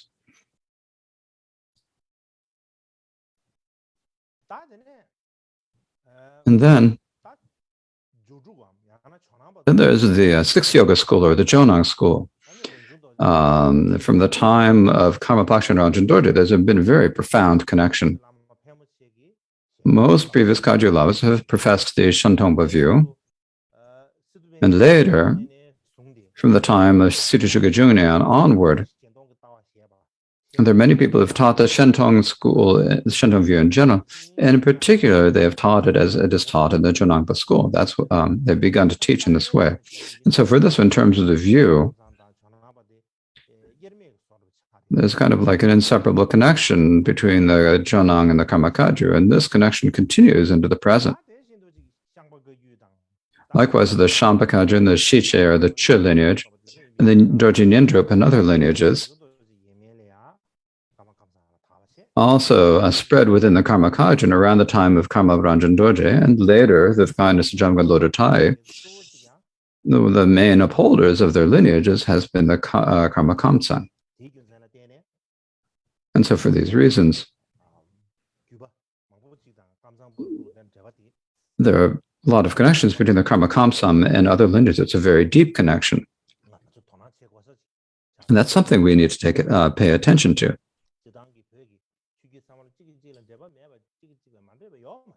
There's, among all the different Tibetan lineages, there's none that's not connected to the other, related to the other. We think that we're all completely pure and completely different, but there's none that is completely pure. So how can you be completely pure like that? They're also completely separate, because there's really none where there wasn't any connections with each other that developed independently of each other. So actually being completely pure lineage is just not going to happen. So next, I would like to speak about our particular topic for today, which is the relations with the Nyingma. So in terms of, if we speak about it in terms of the Nyingma school,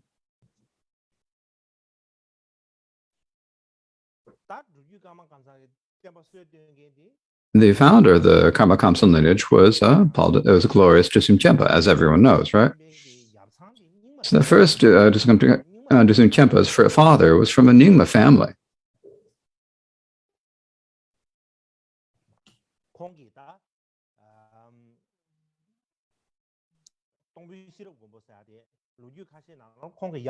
And some of the letters they said is that his father. Some people say it was his grandfather. In any case, his ancestral protector was Ranjun Gyalmo, and so one of the main protectresses of the Kamsan lineage is Ranjun Gyalmo or Sri Devi. And so this comes from Dusun Khenpa, and that lineage comes from the ancestral, it comes from Dusim Khenpa's ancestry. And so that's why it spread in the Karma Kamsa. Likewise, Ranjan Dorje, Dusim Khenpa received many Nyingma Dharma teachings from Chujajat Karmawa, such as the Western lineage of Aro Dzogchen. And so for this reason, the founder of the Karmakaji lineage, the Dusim Khenpa is what we're talking about in terms of his familial lineage, or in terms of the Dharma, he had a relation, he had connections to the Nyingma school.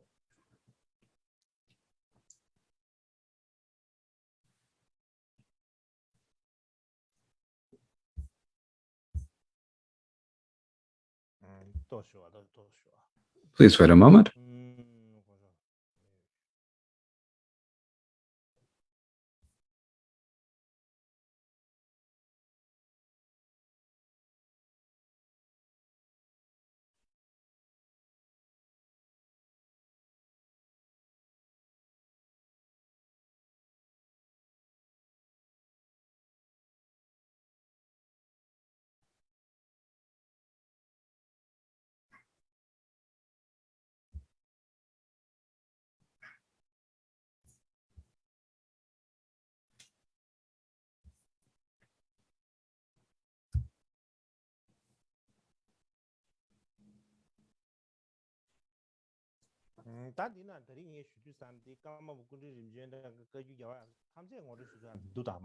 No, I'm not going to give introductions to the connection between all of the Karmapas and the Nyingmas, so because there's too much to say. But I'm going to speak about those with the greatest connections to the Nyingma. Now, the second was the second Karmapakshi, and his father was also a Nyingmapa.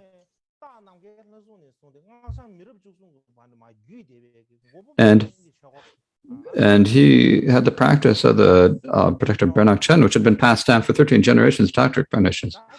And so this is so Bernak Chen is one of our main protectors, right? And so this is passed down from Karmapakshi's parents, right? And so that's the practice.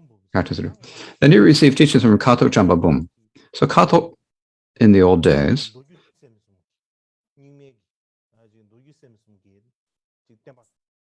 had been a center for the spread of the Nyingma teachings on Sutra Tantra and the mind instructions. And so from the Kato Chambabum, he received the teachings on the summary of the Tantra Sutras, the Net of Illusion, and the 18 Marvels of Mind. And at the same time, he had the memories of previous lifetimes. He remembered where he had been born in previous lives, and he remembered that during the time of, in the past, during the time of Indra Bodhi, and the time of King Ja, and the time of Garak Bodhi, he remembered that he had studied many of the secret mantras of the Nyingma and the Sarma school that he remembered. And because of them, he waked through that. He remembered how to wake them. And he made the view of the meditation, the union of Mahatma Dzogchen, the main point of his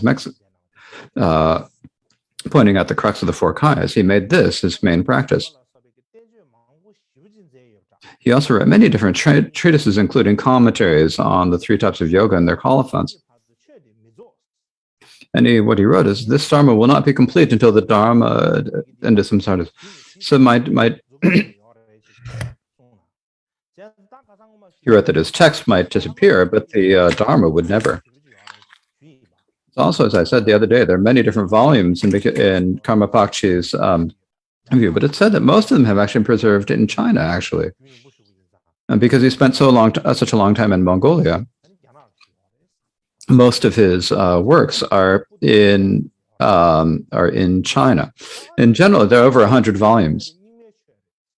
And it's said that the majority of them include Nyingma Dharma, as it is sometimes said.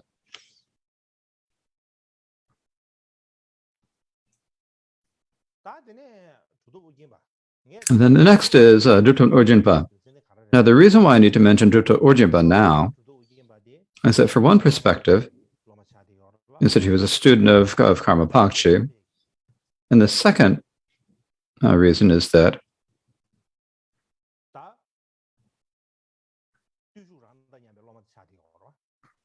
he was a student of Gotsampa, who had the same level of austerity as Gotsampa.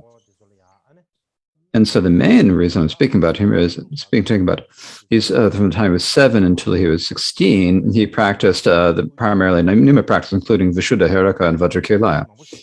And later he had found some long life water that Padmasambhava had hidden at Shuo Mountain and became the guru of the Mongol emperor. But the main thing that I want to speak is that he went to India. He went to Udayana and other places. What he said,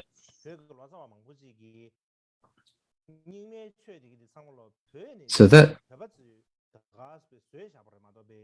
many later scholars said that the Dzogchen and the Sima didn't find in India. But if he were to make a catalog of all the Sanskrit manuscripts that he saw, if he just took the ones on Dzogchen, just gathered the names, and then he said it'd be like as long as the Prajnaparamita Sutra in 100,000 lines. It'd be extremely long, he said. And so I think this is a really great point here.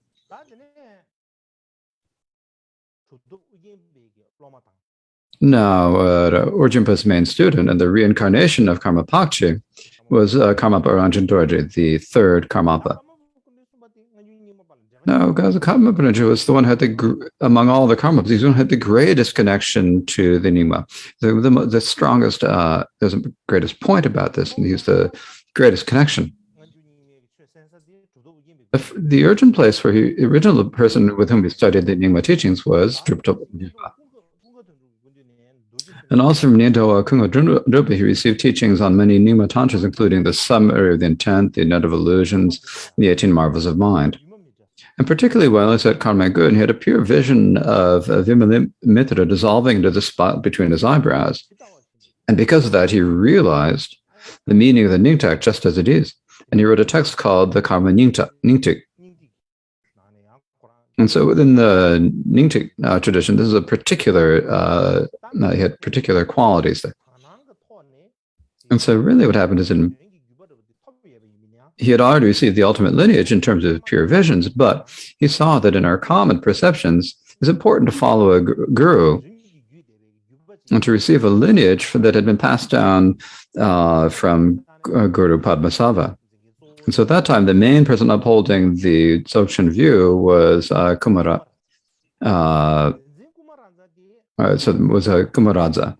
So the main person upholding was Melong Dorje. So Kumaraja was actually a student, who was actually a Dharma friend of Rinchen Dorje, because when when Ranjang Dorje was studying with Drupta Orjinpa, Ranjang Dorje and Kumaraja were both students of the same teacher, but Kumaraja became a great Mahasiddha who had a realization of Dzogchen, and so for that reason,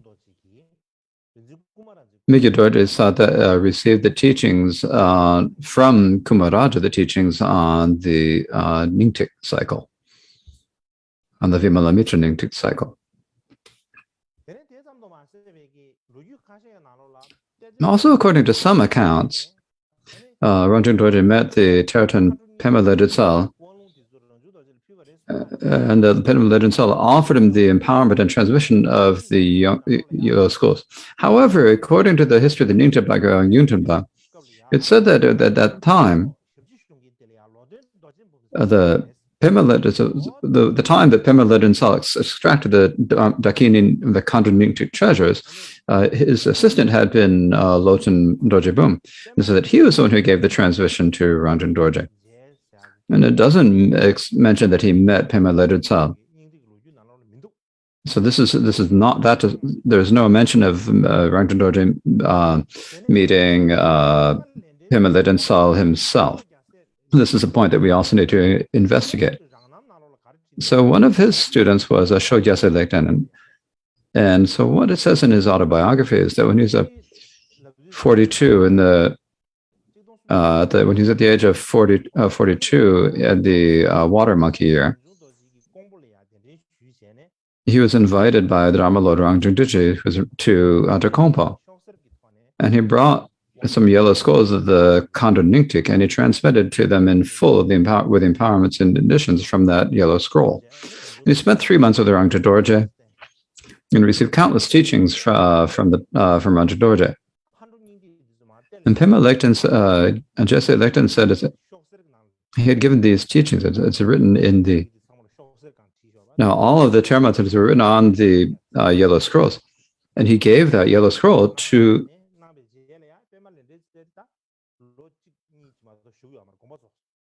so just a couple of years after that, Shogyase Lekten... So Pema Leditsal extracted them. He had the yellow scrolls. He gave them to Gyatso Lekten. So he took them and he didn't show them at anyone. He kept them secret. He kept them hidden. And so then, like 10 or 11 years, he was invited by Ranjang Dorje. And Ranjang Dorje, only then did he show these Dzogchen texts to that, and based on the yellow scroll itself. There's no question of it being of translating. It was just from that yellow scroll itself. He gave the empowerments and transmissions of the Khandra Nyingtik, or the Dakini Nyingtik. And so Shogyase Lekten wrote this in his own autobiography.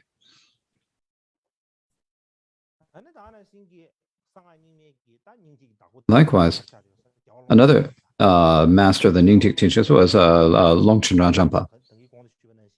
So as I mentioned before,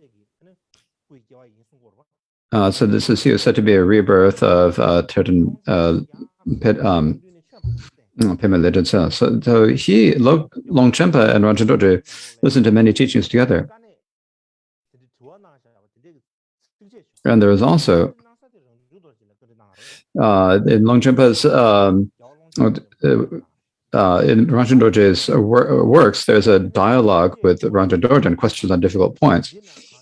It's continuing the collection of works of Longchenpa, and what it says in here, there's no one else who could dispel the doubts in my mind other than the all-knowing one himself, whose unified Vajra mind is profound peace, great bliss, and spontaneous. Therefore, I have asked these questions. And likewise, at the end of these questions, may I, from now until the essence of intellect may be present, be born in the presence of the Ranjang Guru, enjoy the oceanic feast of Dharma, and reach the peace that is free of doubt. So in any case, when we see there's a very deep connection between Longchenpa and Karmapa Ranjang Dorje.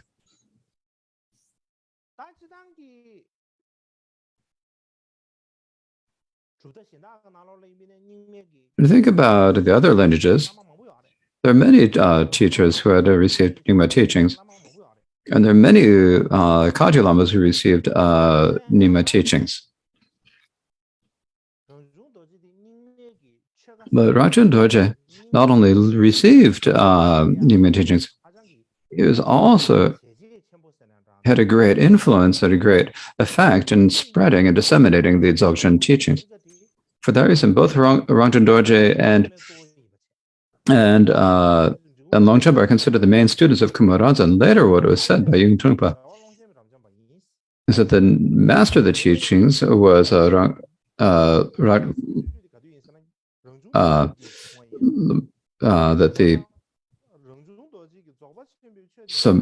he said that the master of the teaching was Longchenpa, but Rigden Dorje is one who spread it. So not only did he receive them, but he also spread them to other people. And he was one of the main person who spread the teachings of Dzogchen in Tibet, China, and Mongolia. And what it says in the commentary on this is that, and so there's a place called Tsupadechen.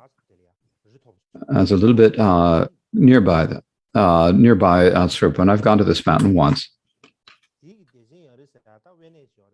It's a very isolated place, and there was a attendant of Rajita called Lopanyeshi Jetson. He wrote a commentary. He wrote a life's liberations review of Rangchen Dorje, and he made the reasons, and there are 5 of them. So him and Dr. Kempo Gyaltsen, Toten Gemlas, Dr. Melongpa, himself, and Yung Trungpa.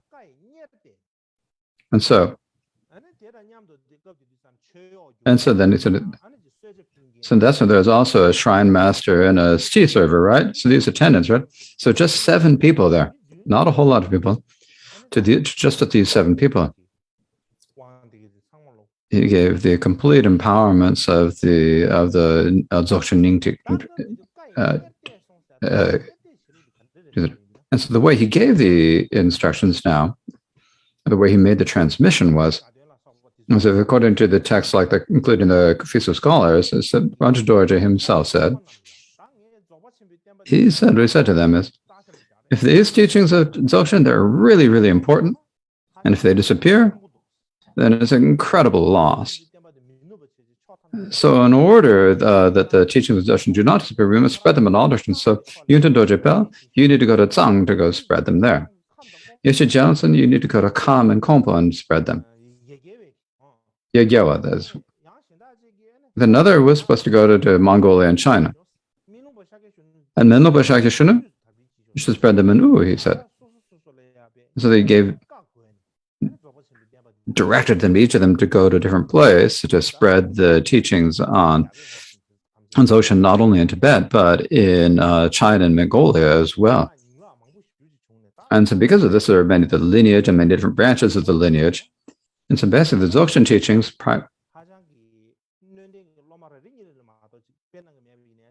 it's generally not, before that, the Dzogchen had been spread to just 1 or 2 recipient students, but after that, the Rangchen Dorje spread it in all directions, and for that to continue, was one of the activities of Rangchen Dorje. So the main person who spread this was Rangchen Dorje, and it's protected in the Dankini, the Ningtik. And so just as it was, as it said, the Bodhisattva on the earth will spread this to the ocean. And so he did as was predicted, and he spread the teachings. And he said he had an extremely great connection with the Nyingma. Not only did he have a great connection with the Nyingma, but he also had an extremely long-lasting influence and effect in terms of spreading the Dzogchen teachings.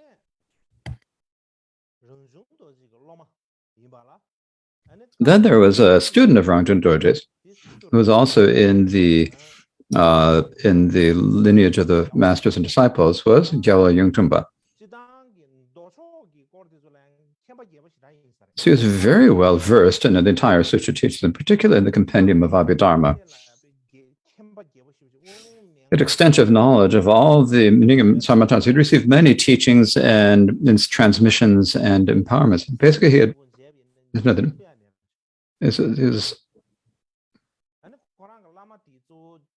And so one of his main students, one of them was Rangchen Dorje, one of them was Butang Rinpoche. And so there's basically no empowerment that he had at that time that he had not received. And so that time, from Asura Nanjamith, he read the complete instruction of the 3 main Nyingma Tantras, and he became a very well-versed, he come to know them very well. And in particular, he wrote a commentary called The Illuminating Mirror on the Guhyagarbha Tantra. And this becomes one of the most influential tantras within the Nyingma. And this became a source for later commentaries. It also became very influential in the explanation of the activities on the magic wheel of Dharma. And there's a story, and I better tell you the story about this. Because if I don't tell you the story, you're going to get bored. So what the story is,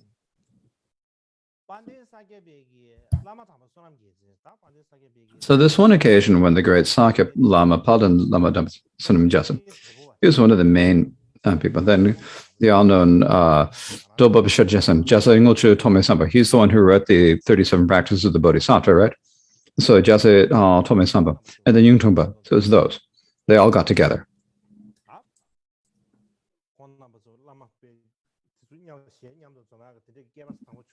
And so they had like this incredible great opportunity to get together. And so that time, so Drulbu said, he's kind of joking.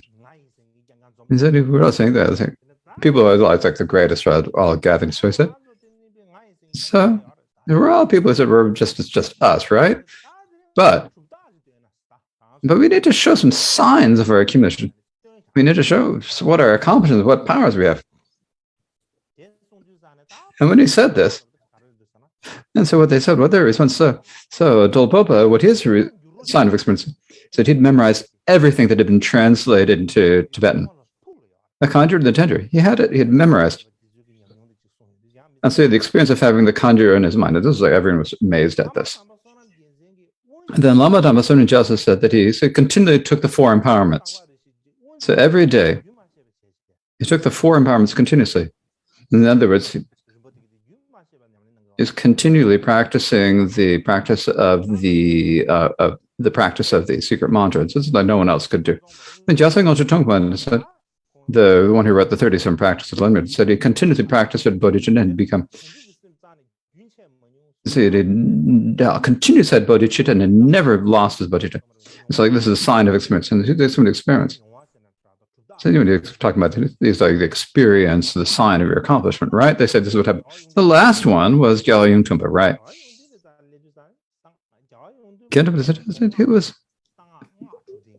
He was like a mantra practitioner, tantric practitioner, right? And he's a very powerful tantric practitioner. In particular, he practiced a lot of Yamataka. And so he always had a skull with him, actually. And this is actually, it wasn't just the top of the skull, but it's actually the whole thing. It's like the whole face. It had the entire head. And so like, and it had the eye holes and everything. And so you need this when you're doing the Yamataka. So you had the entire human skull. And because of the entire human skull, he took it out. The skull that he always used when he was practicing his Yamataka practice. So it's like, one of his ritual articles, and he said a mantra at it. And this dry skull started to go clack, it bared its fangs, and it started to run around. So this dry skull started running. It's kind of like going around like a cat running around. Everyone's like, what would happen if he would all get afraid if he saw, if he saw a skull racing around the room, he'd all get, and so like we'd probably have a heart attack. And all these other scholars were very terrified. It was actually showing that amazing miracle, the shine of the power of his practice of mantra, right? So what this shows is that he had a very powerful in his practice of the mantra. So this shows. That is what this shows.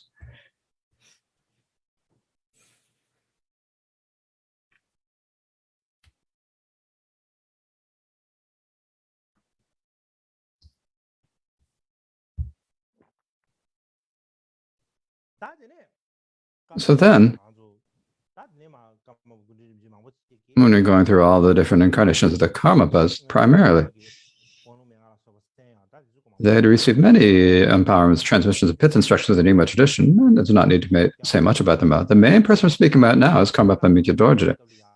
When he was at Tsehlagang and Kompo, he had many visions of Padmasambhava. So he had pure visions of this. and he made a prophecy of repelling an invasion. So MIKYÖ DORJE said in one prophecy, said that there would be an invasion that would be repelled. And I'll speak about these prophecies later if I have time, but I don't need to mention them now. Not only that, they're like the 8 forms of Guru Rinpoche. He saw that the 8 forms of Guru Rinpoche, the 8 incarnations of Shang, and also the 8 incarnations of the Karmapa were inseparable, and saw that they were inseparable. And then he wrote a Guru Yoga on this. And this is called the Shankajama, the Shankajama, or the sealed Dharma of Shang. Its full title is The Sealed True Dharma of Shang, the Protector of Beings from the Turquoise Cliff. And this is in his collected works. And this sealed Dharma of Shang, it's very similar to the main Karma Kamsa and Yoga, the 4 sessions of Guru Yoga. So if you compare them, they're very similar. The sealed Dharma of Shang is probably longer. The 4 sessions of Guru Yoga are taking the essence of that. Similarly, within MIKYÖ DORJE's, there are commentaries on the pointing out the 3 kayas and pointing out the 4 kayas. They're like 3 or 4 volumes, right?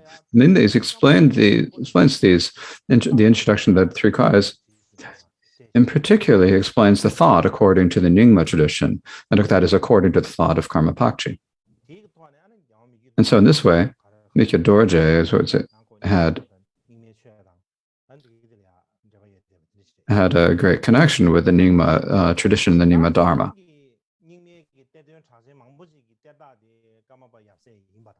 Also, there are many famous Tertans who are all disciples of the Karmapas.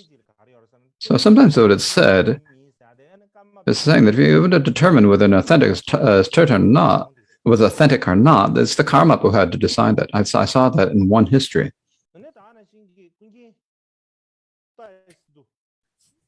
Likewise, during the time of around the time of Situ Chugi Jingne, one of the Thai Situ Rinpoches, the Terma practice spread widely in the Kamsan. Because many of the pujas and inscriptions that we do in the various monasteries, probably 70% of them are termas, right? This is something we all need to know, right? And because of this, there's been like the term, like the union of Kamsam and Nyingma. We say the Kamsa Nyingma, but actually if you look at it, perhaps the Nyingma is a little bit stronger. Even later, within the Karma Kamsang, when transmitting the teachings of the ultimate lineage, there's a tradition to use the instructions from the Dharma, the Nyingma Dharma, the Nyingma lineage. So for this reason, so some scholars from other schools have said is that we don't know much about our own lineage, and we study, do so much Nyingma. And so these scholars from other schools say that they ask, so they said we're more knowledgeable about the Nyingma than our own traditions. There are people who have, criticized us like that.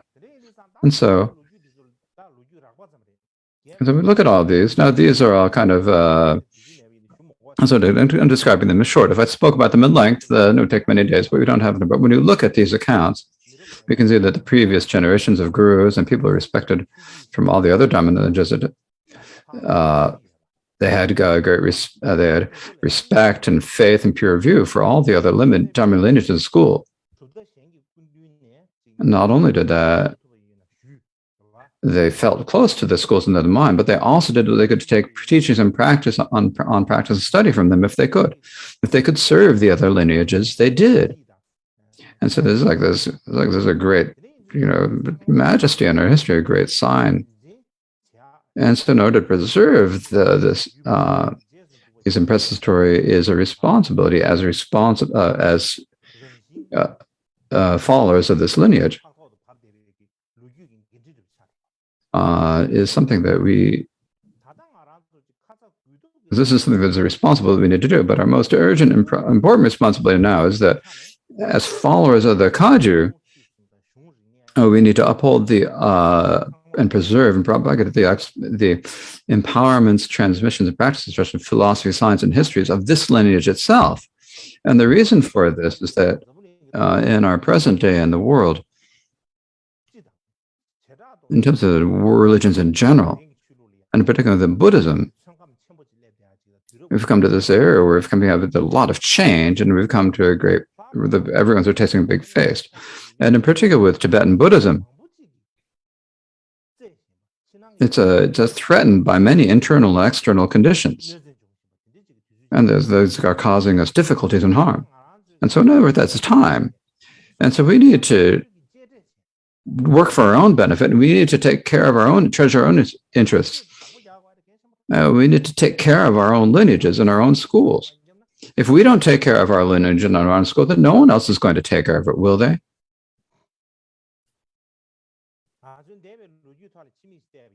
Now, if we look back at history, and there are several hundred years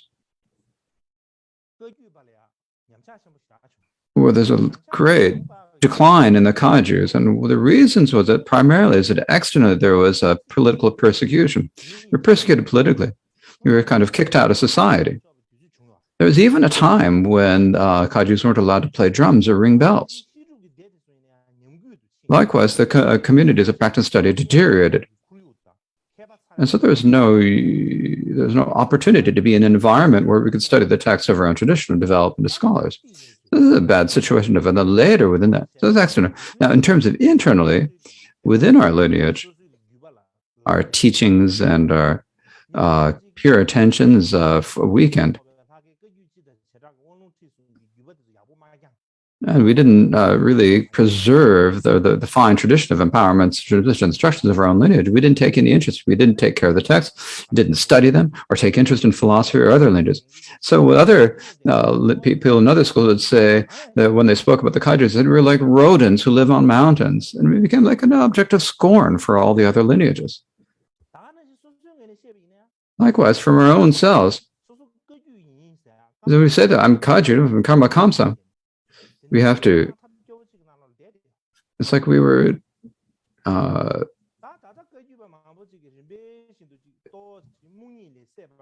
so then it's like we were in a situation, a bad situation, the essence of the conscious about to stir, and then later, there are many of us who begin to slowly wake up from the sleep of ignorance, but we don't know if it's not too late. It's certainly not too early.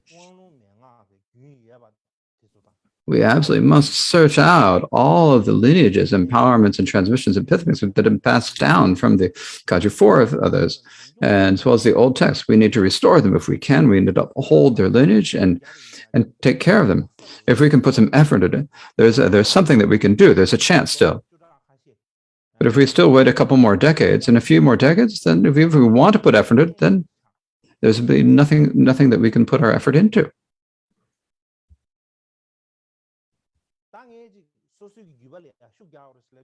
So when I talk about, so you have to put effort into your own lineage, some people might think, I'm saying our own lineage might think that I'm really partial to it. But we need to think about it well.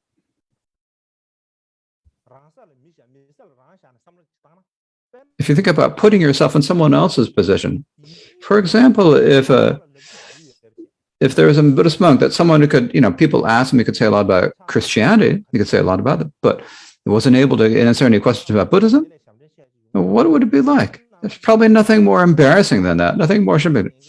There's someone who says they're a Buddhist but can't say anything about Buddhism, but when asked about Christianity, can give a big, long explanation. That's not good. I'm not saying that Christianity is bad. What I'm saying is that we absolutely must study the teachings and practices of other lineages. Not only that, we need to study the other world religions. And if we do not do that, then we won't be able to fit in our current time. But before we study them, we first need to get to a high level of practice and study within our legend. But if we don't have any study or practice of our own lineage, and then we study the other lineages, and then this is like cutting down the tree trunk and then hanging on to the branches. And so we absolutely have to, whether we do study, practice, or activity, we must do whatever we can to put effort into making our own lineage strong and powerful. And this is because it's like the main commitment or the basic responsibility for us who are people that follow this Dharma lineage. So this is the most urgent and important thing we to do. This is how I think it is, and I'm trying to put a fair amount of effort to do this. And so I'd like to ask all of us who are followers of here, all of you followers of it, to please think in this way. So we can all work together cooperatively with a unified spirit, so that this lineage that we have such a strong connection can be preserved and spread. So basically, for me to really have to talk about the topic of MIKYÖ DORJE and about the objections of Nyingma. And so he's saying, I wonder, why is he spending so much time talking about this topic? Now, one reason why I'm speaking so much about it is, when you think about the lifetime of MIKYÖ DORJE, what's the controversy that happened?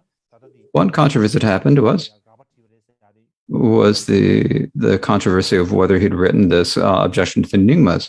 And because that's one reason why I thought it was important to speak about this. Now, the second thing is that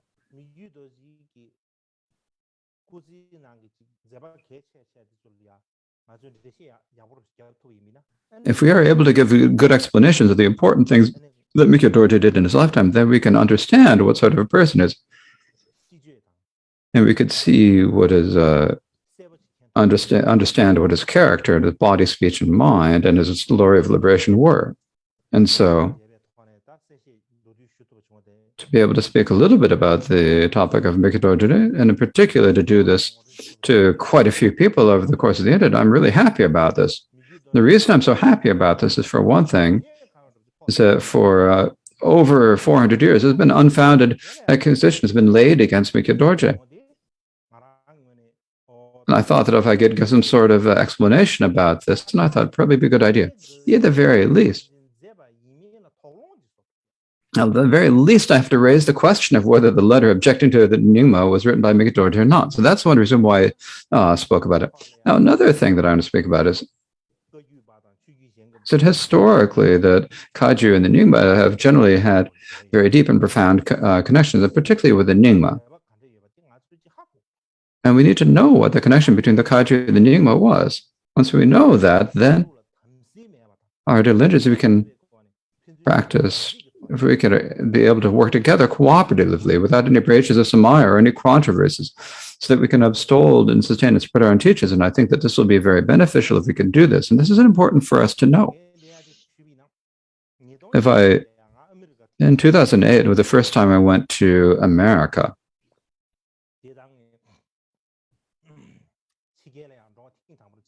It's the first time I went abroad.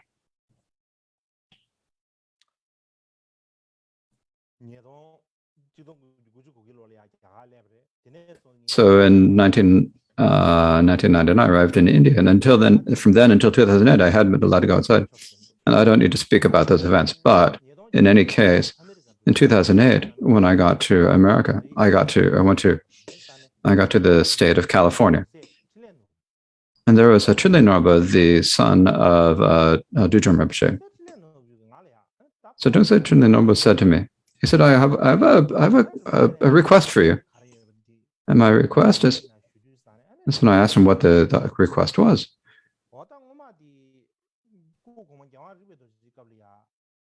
In the past, during the time of Rikpe Dorje at Rumtek, now you have this great Tsechu Puja with the Lama dancing, right? Later, they say that you stopped that. So please restore that practice, he said. So he said this to me. I didn't understand what was going on. I think what was it to stop doing that Tsechu Puja? I didn't have anything to say immediately. I wasn't sure what to say. I said, that didn't happen.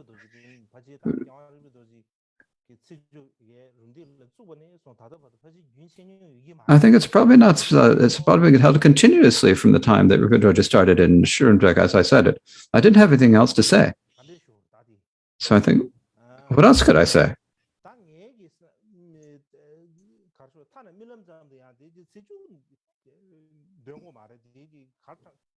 I wouldn't even, my dreams, I would even say, stop doing the Seishu Puja. I've never even dreamed of doing that. So how is it that Rinpoche said it? Then later after Rinpoche left, what I thought, who would have said this to Rinpoche? So I had this feeling. So this is what is kind of what it's like. These days, we've given the 21st century, but still, there are many still many controversies or issues that people are unable to get over. And so when I think about the connections that we had in the past and in the future,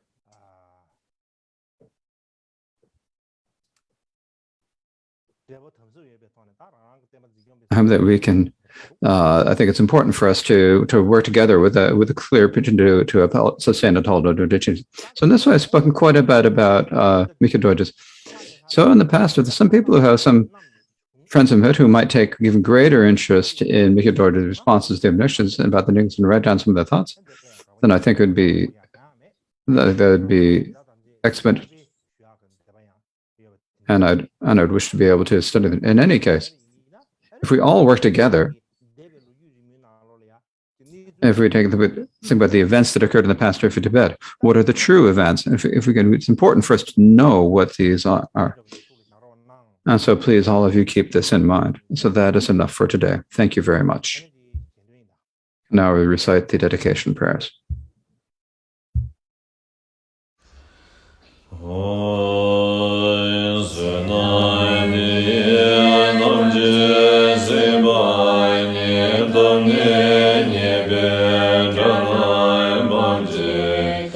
Jai